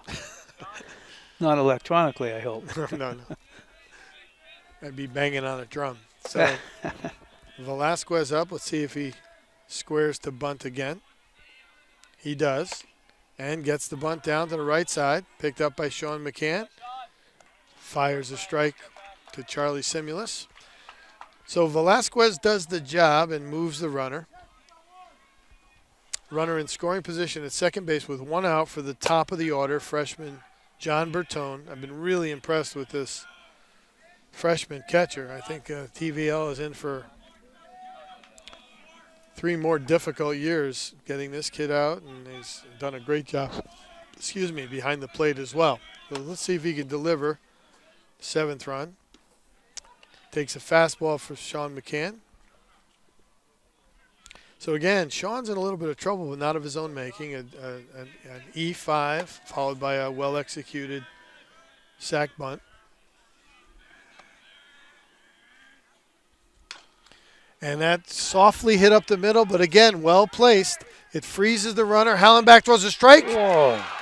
to Nice third base. play. What an outstanding play by Connor Hallenbach. Ray Robichaud applies the tag, and instead of runners on the corners, it's now 2 outs with a runner on first base. And just as everything was going wrong at the first couple of innings, everything going right now, playing great baseball for the Hillers. Runner on first with 2 outs, with big first baseman Sean Garvin coming up. So the situation changes completely with Garvin at the plate now with 2 outs. The delivery by Sean. Tailing fastball just outside, 1-0.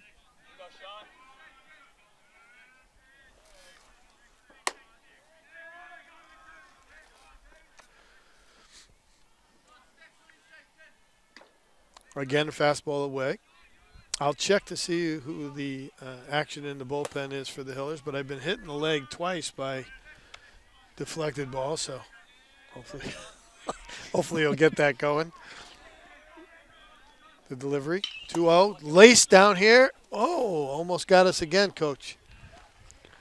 Matty Gaughan is down here to protect, unsuccessfully. That's when you miss the cat-like reflexes of Coach Zach in the third base box. That's right. We might be calling the stretcher out right now. So the count is 2 balls, 1 strike on big left-handed hitter Sean Garvin.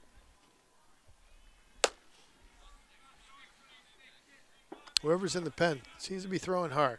I'm going to check it out. Carolina pop. It is right-hander Drew Riesenberger, Jr., who's also done a really good job for the Hillers this year. Good deep bullpen, a lot of pitching depth, which is going to bode well for the Hillers. Sean McCann steps off. Count is 3-1. Got the dangerous Hurley on deck, Kevin Hurley. So you want to challenge, but lets that get away. So things change quickly here. It's first and second, nobody out, with Kevin Hurley to the plate. Coach Anderson making a trip.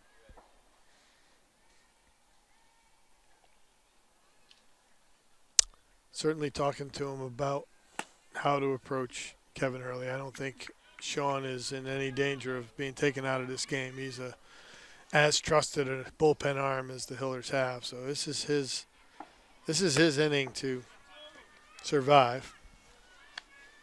And he's a strike thrower. So it's nice to have a kid with command. You don't have to give in and simply throw fastballs. You can have command of a couple of pitches. But you're facing you're facing a clear first-team all-leaguer, future Babson shortstop, Kevin Hurley. Defense is back. Here's where you want your, as they used to say, infielders to get dirty. They don't get dirty on this turf anymore. That fastball is thrown behind Kevin Hurley, gets to the backstop. Runners advance to second and third. Now you have an interesting decision here. If it's me, I'm pointing to first and putting Kevin Hurley on base, but it's not me. So we'll see. We'll see what happens. It's 1-0. You have an open base. You certainly don't want to give in to this hitter.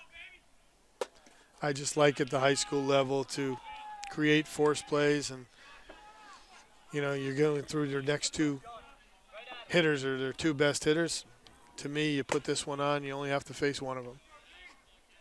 So it's 2-0. He's going to challenge. And he throws a letter-high strike. 2 balls, 1 strike to Kevin Hurley. Big situation here for Sean McCann. Again, you don't want to give in. That's 2 big RBIs. The pitch, right down the middle. A lot of movement. You can tell from here. Yeah. A 3-quarter action. So it's now 2-2 on Kevin Hurley.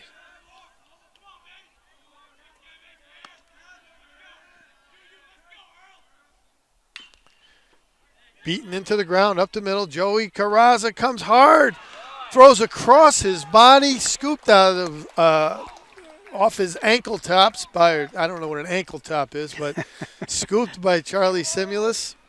Gets out of the inning. Great play, great composure shown by Sean McCann, and a tremendously athletic play by Joey Carraza and Charlie Simulus. At the end of 5.5 innings of play, the score remains Westwood 6 and Hopkinton 5.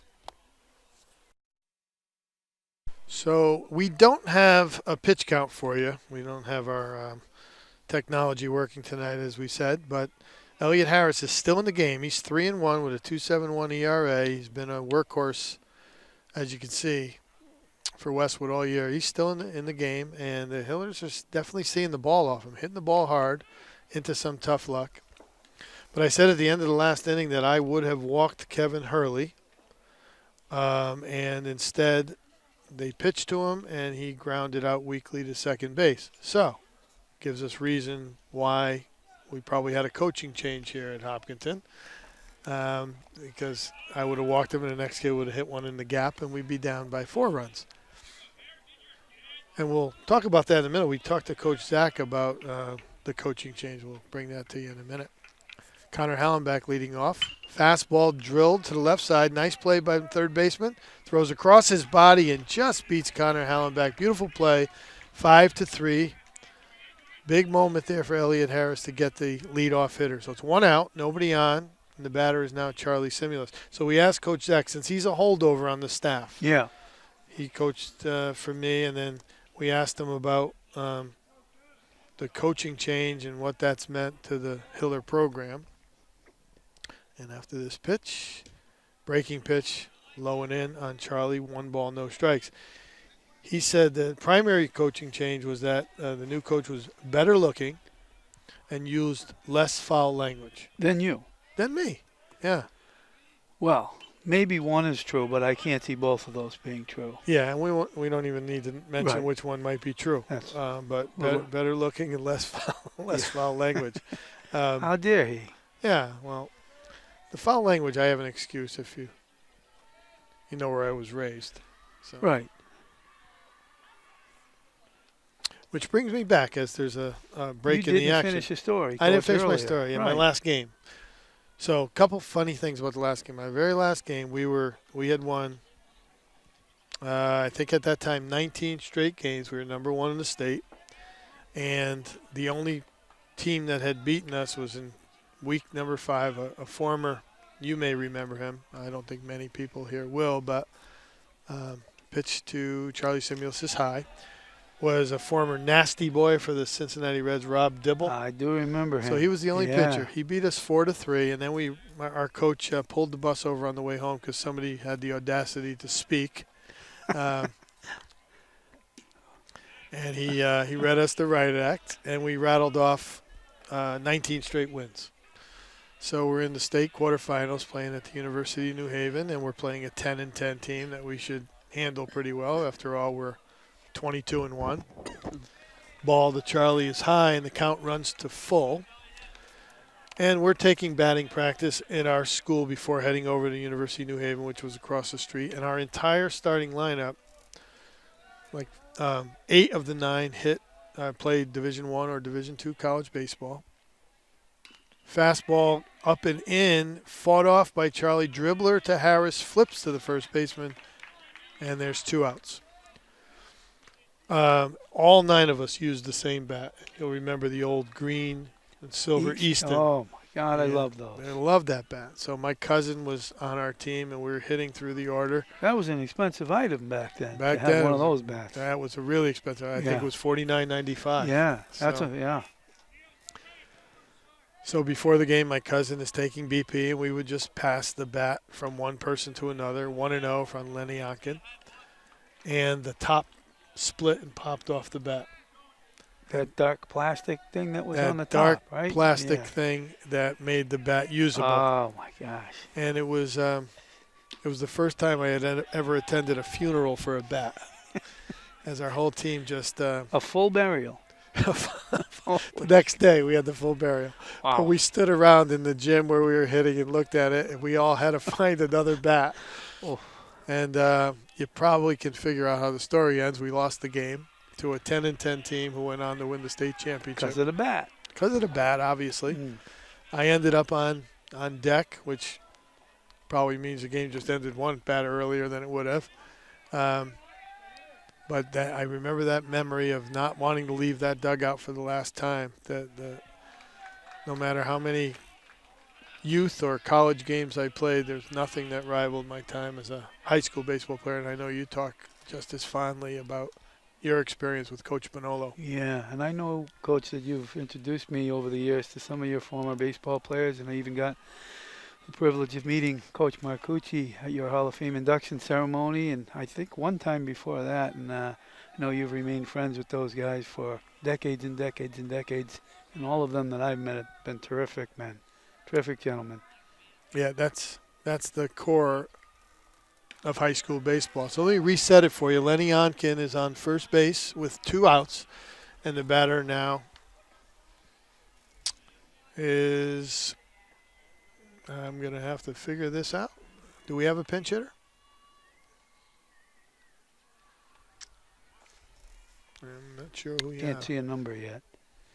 18. Okay, so this is hitting in the spot there. This is 18. This is Sean McCann getting his first at-bat with a runner on first.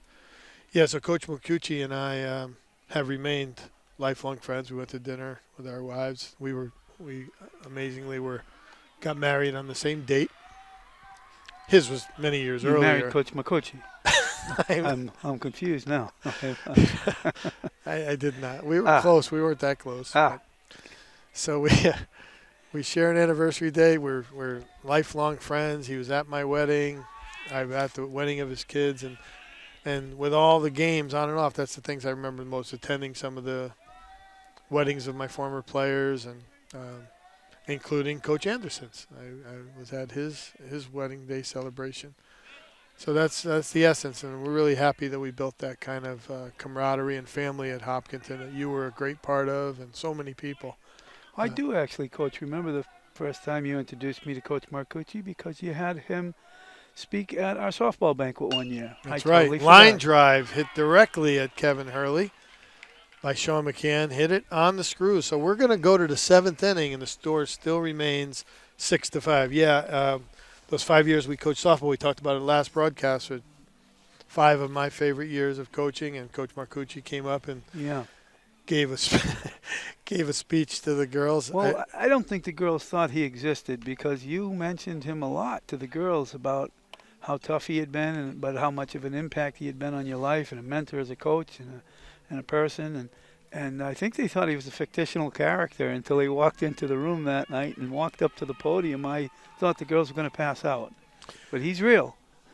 Yeah, well, actually, though, when they met him, then it proved that he was a fictional character because he's quite unique. Yeah.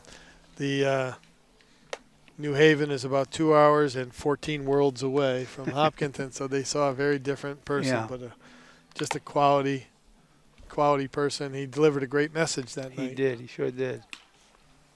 Softball team won. I don't know what the final score was, but And you might have overheard that, but we just heard that the Hillers softball team has walked off victoriously. So I believe it's going to come down to their last game to see if they, and that might be Newton North. I'm not exactly sure who that final game is against. We can check on that. But if they win it, they'll be off to the state tournament, which would be quite an accomplishment. They have 6 seniors and love that opportunity to play in the state tournament. We really enjoyed that in our time. We Yeah. got to go to the state tournament all Special 5 of experience. those years. Yeah, 11-3. 11-3 a final. Hopkinton softball over Westwood. Coach, I don't know if the camera was able to pick that up, but Coach Zach just made an appearance on the field. He's so quick, I don't know if the camera was able to catch that. We might have to replay it in slow motion, but Coach Zach came onto the field. Yeah, we appreciate any sighting we get now that he's not coaching third base. We take advantage of that.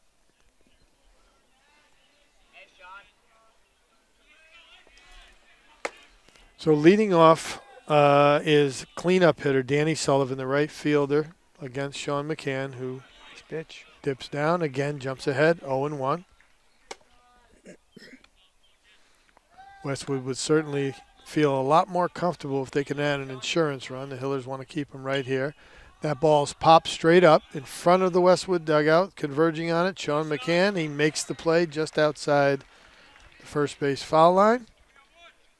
He'll have to be happy with that, Coach. Great way to start. And the cleanup hitter.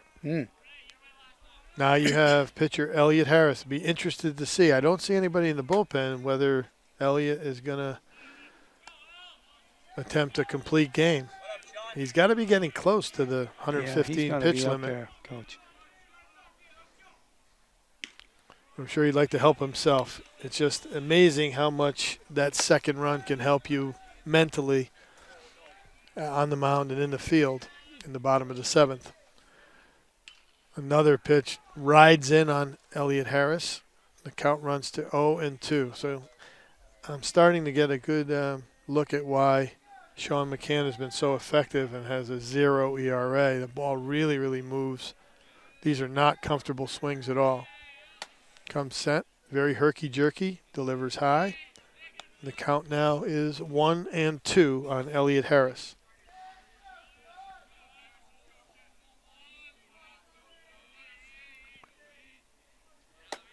Sean delivers. Off-speed changeup. Seen down by Harris. Count is even at 2-2. So here's a challenge pitch. They'll go right at him. This is best on best fastball right here. And he brushes him back. I think Elliot does have to go pitch, but he's a little upset with himself that he didn't wear that 2-2 pitch. So it's payoff pitch, 3-2. Huge situation here. Fastball by Sean. Again rides in on. The ball does have a lot of movement, and he walks Elliot Harris to put that potential insurance run on first base with 1 out.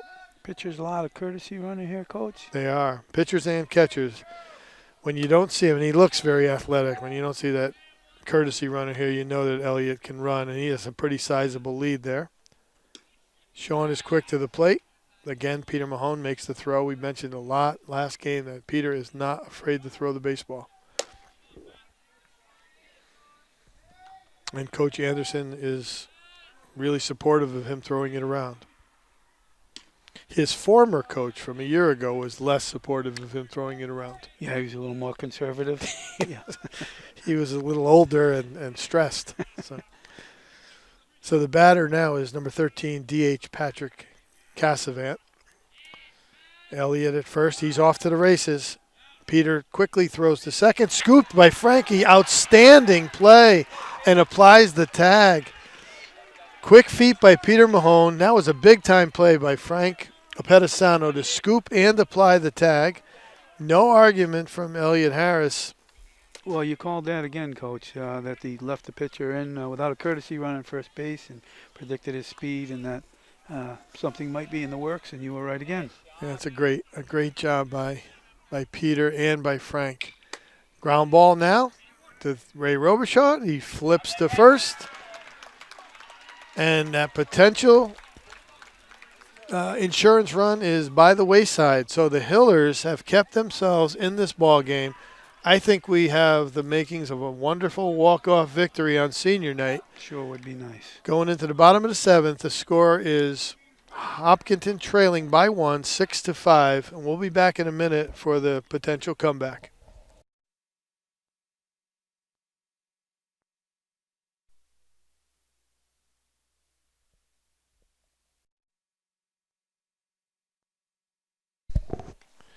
Okay, so Elliott Harris is back on the mound for the seventh inning. He's going the distance. It's his to win or lose. Frank Apettisano will be leading it off for the Hillers. And they really want to flip this over. You have the 8, 9, 1 hitters. You really need the bottom of the order here to set the table. The Wolverine pitcher's coming out again, Coach. You called that going for a complete game. He's there. He does it all. He hits in the middle of the lineup, obviously can run the bases, and has really battled. So let's see what Frank can do. They say so often that person that makes the big play in the top half of the inning leads off the bottom half, and there it is. Frank made an outstanding play, picking a ball and applying a tag at second last inning. The delivery is low, gets to the backstop, and the count is 1-0. Or 1-1. I'm not sure. Missing a few bulbs on the scoreboard. Pitching out of the stretch. Frank drills the ball deep to left field, in the gap, moving over Cassavant. And he makes the play. So that's a well-hit ball. I apologize. That's Tommy Teixeira in left field for the Wolverines, who makes the play. And now with one out, the batter is Jack Interante.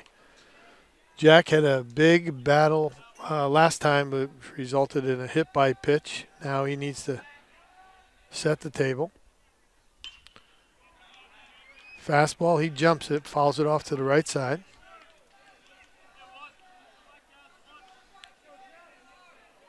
Maybe Jack can go to work on that.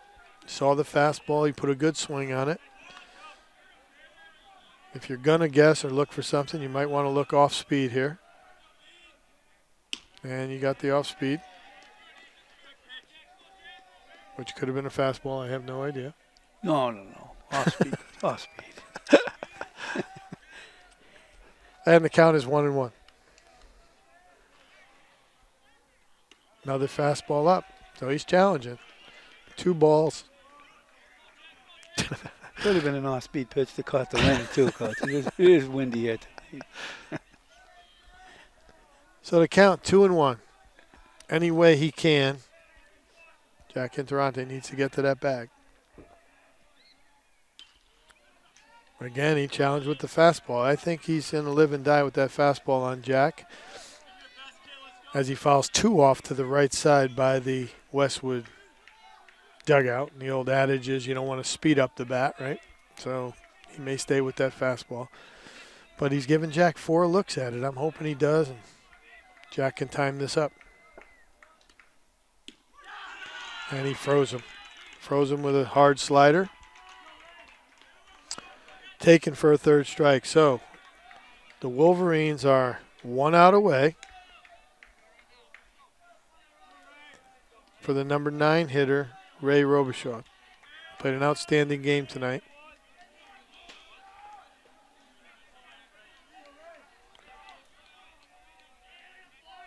So Ray with some athleticism. Got to get to the first base bag, get himself in scoring position with the top of the order. Waiting on deck. 1-0 to Ray.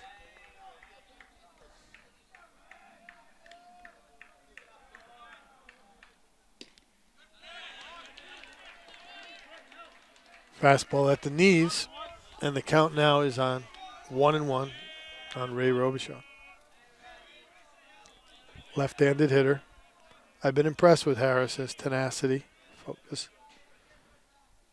Fastball again at the knees, again called strike.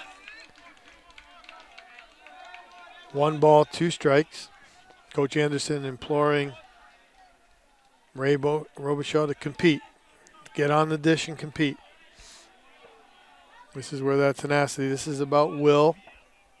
Hanging all over the dish, trying to make things uneasy for Elliot Harris. 1-2 pitch. Tries that hard slider again, stays high, and it's 2-2.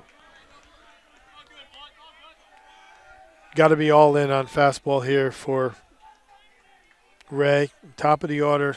Elliott wants a challenge. Last thing he wants is to run full on the 9-hitter. Elliott delivers. Fastball down. Too close to take, and Ray fouls it off. There's the compete. Even though Ray's a really good hitter, the other team is just simply going to say, you know, this is your 9 guy. You got to go after him. You don't want the catalyst to come up. So 2-2 count. Let's see if he gets another fastball. He does, and it's put in play. Dribbler up the middle. Tough play to shortstop. It's going to be a close one. Bang, bang, and he calls him safe. I say he calls him safe because I was kind of blocked out. Little disagreement from the Westwood side. I don't know if you got any kind of look at that, Coach, but I just talked to the judges. They've ruled him safe as well, Coach. you went to video replay. Video replay. Okay. Yeah. So Ray Robichaud does his job. He battles with 2 strikes. Beats out the throw from the second baseman who played it on the forehand. So you have a runner on first with 2 outs. Joe Carrazza up. I think we have a pinch runner in for, and I believe that Elliot Harris has reached his pitch limit. So there's a lot of shifting going on.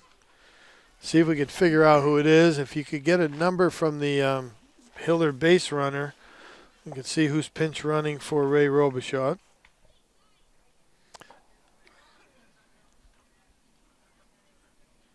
On the mound for Westwood is number 23, and their roster goes up to number 20. So evidently this is an illegal player for Westwood. Who's not on the roster. He's a transfer in from Belmont Hill. So it's a big, tall, right-handed hitter. Big, tall, right-handed pitcher from Westwood, number 23. See if we have another. No, there is no 23 on the roster. No. So a really, really good performance by Elliot Harris. Things started out great for him, went south, and he stayed in and he battled. Relieved now with 2 outs in the bottom of the 7th inning. I got to think he's reached his limit. So 2 years ago, pitch counts were implemented. Massachusetts was the last state in the United States to implement pitch counts. We went to federation rules, they call it. So a starting pitcher can max at 115 pitches. I would imagine that Elliott hit that limit here because He didn't. He was real close. Yeah. And but, there is some reasoning to not give, the top of the order one more look at him. And again, we don't know who this No. pitcher is, but it could be their closer, could be their a more trusted arm. I think it's number 17 on first. Is it number 17? Okay. So number Will 17, Will Morgan is pinch running at first base for Ray Robichaud. So it's a big spot for Will Morgan. I was told by Coach Anderson that he, in his first appearance, scored the winning run against, I think that might have been the Norwood game, against Norwood. So he has another opportunity here to score a very big tying run in a critical TVL large game. So a little uncomfortable with seeing the signs. Freshman catcher John Bertone makes a trip to the mound. I apologize, we don't have a name for you on the Westwood pitcher. But he retreats behind the plate, ready to face senior captain Joe Carrazza with the potential tying run in the person of Will Morgan at first. The pitch is high. Very difficult situation. You've been sitting on the bench all night. It's a little chilly now. And you're coming in and you're facing an all-league performer. It's 1-0. Pitch up. Joe a little anxious, chasing on that. Swings through it. It's 1-1.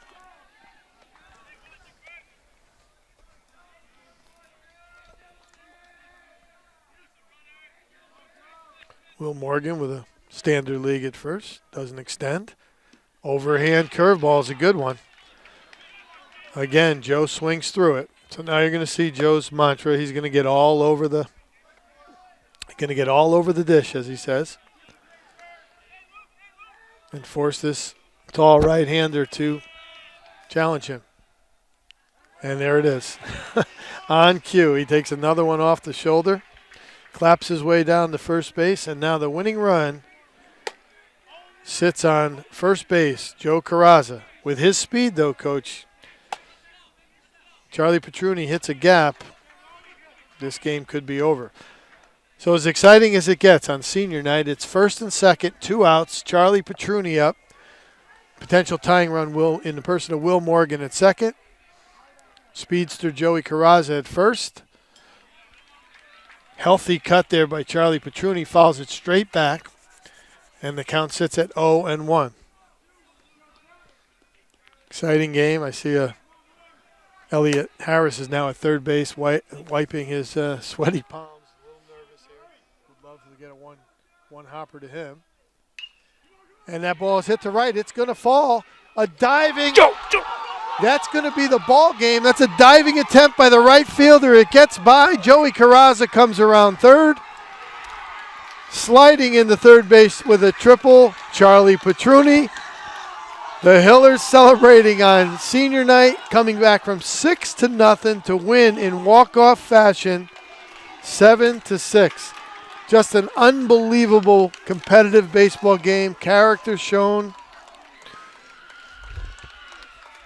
Coach Anderson said to Coach Mulvey as the third key to the game that we didn't get a chance to mention to you, that the third key was on senior night, seniors have to step up. Well, as Joey Carrazza crosses the plate with their winning run, I think the seniors, from Lenny Onken to Franca Pedisano to Jack Interante and Joey Carrazza and all the rest, they certainly stepped up.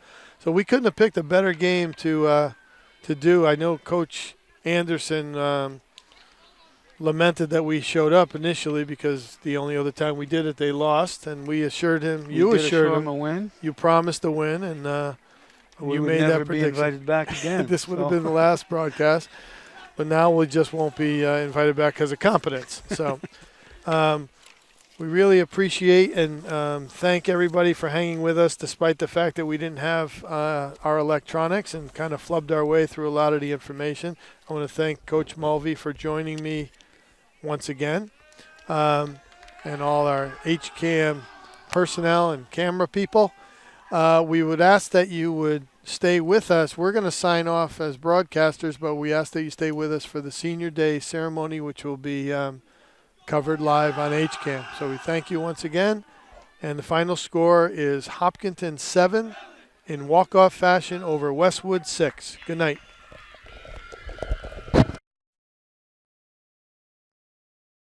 So, hey, first of all, thank you to all the senior parents for all your hard work preparing this ceremony, and thank you for all your support this year. Just want to give a quick rundown of the seniors' careers. So they had the unfortunate COVID freshman year, so they didn't have a freshman year. Unfortunately, they had a shortened sophomore year due to COVID, but many were role players on the team that made it to the state finals. Junior year, many of them were huge contributors to a team that reached the Elite Eight in the tourney. Senior year, they've clinched a spot in the tournament. Had some huge wins, such as a 13-3 blowout win versus Severian, the number 3 team in D1 right now. A 10-6 win against the league champs at Holliston. A 7-3 win in a 12-inning battle with Norwood. Shutout wins versus Ashland and Norton, and a decent win in a battle a few minutes ago. So,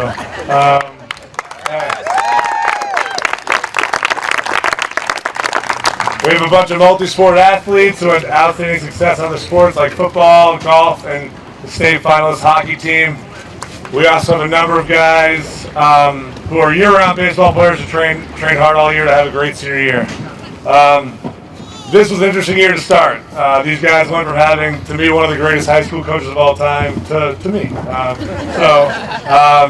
After I took the job, everyone said, this will be great, you'll know all the kids. In reality, this is the first senior class in a long time where I haven't known a lot of the guys, and I was very, very excited to get to know all of them and develop relationships with them. I think it took a while for us to collectively get on the same page, but I think we figured each other out over the last few weeks, and we're hitting our stride now. They have a variety of personalities in this class. You have kids that will literally run through a fence for the team, as we saw in game 1.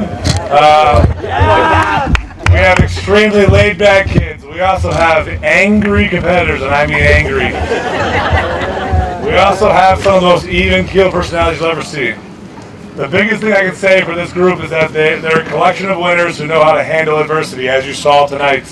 They stay together in every tough situation. Again, tonight, in battle as a unit. They never quit, and I think this is our 6th or 7th come-from-behind win this year. I'm looking forward to seeing what this group does in the tournament. Without further ado, here is your Hiller Baseball Class of 2023.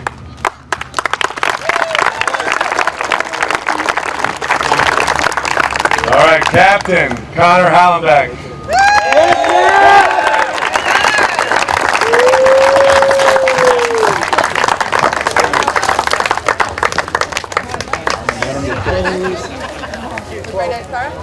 Oh, just kidding. We'll do it. We'll swap off. Hang on.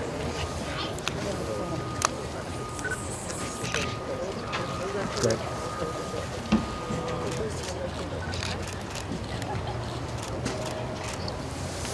Thank you.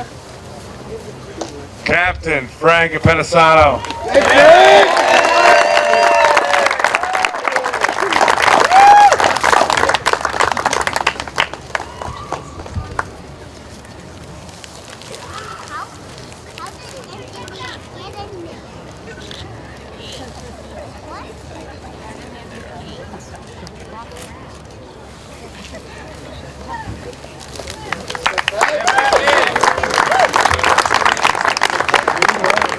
Captain Joey Carraza. Hey, Joe! Hey, Joe, Steve!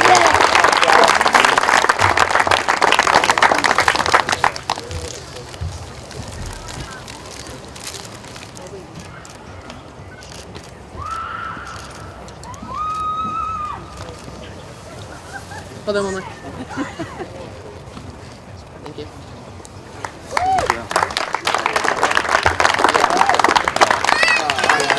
Charlie Simulus. Hey, Sam! One more!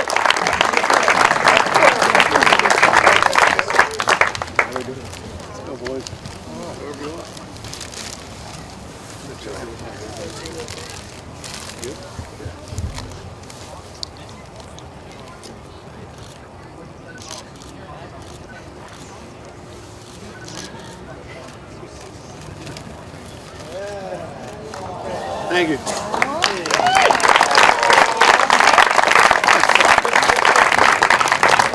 Joe Scardino.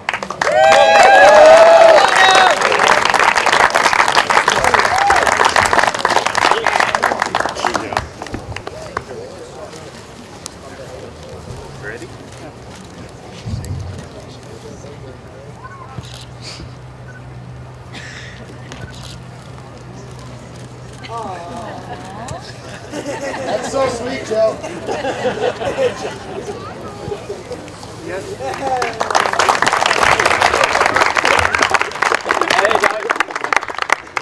Lenny Onken.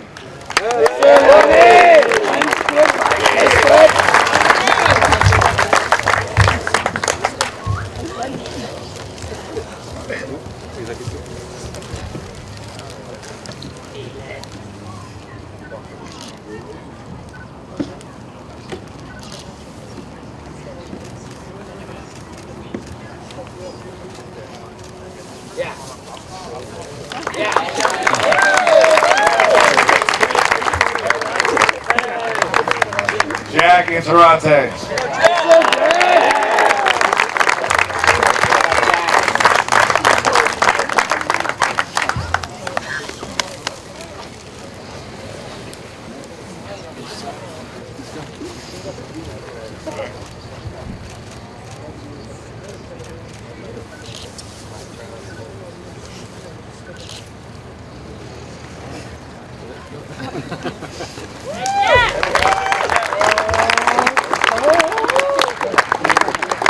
And figuring that this guy goes last tonight, Ray Robichaud.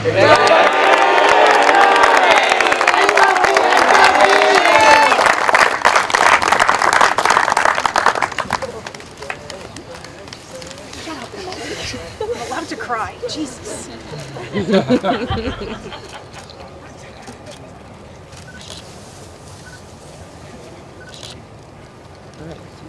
Can we get the whole?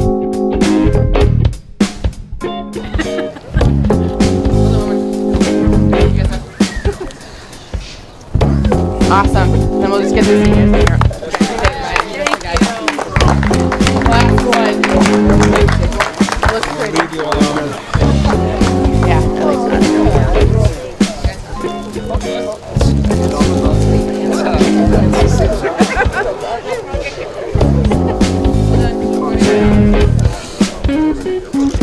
Oh no, Sim's on. Yeah. All right, we good? Oh, wait. Sim's too big for Coach, Nash. Coaches. Hey, coach. Come on, Zach. New era. Zach, come on, new era. Good, Zach. New era. Let's go, let's go. Yeah. On the hop, on the hop.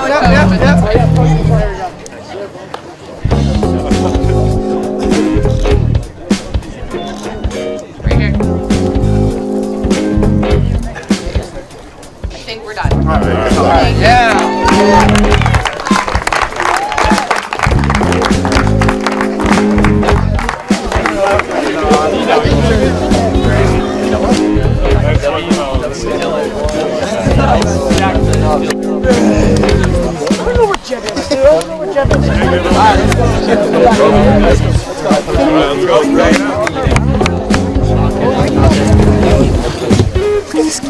Come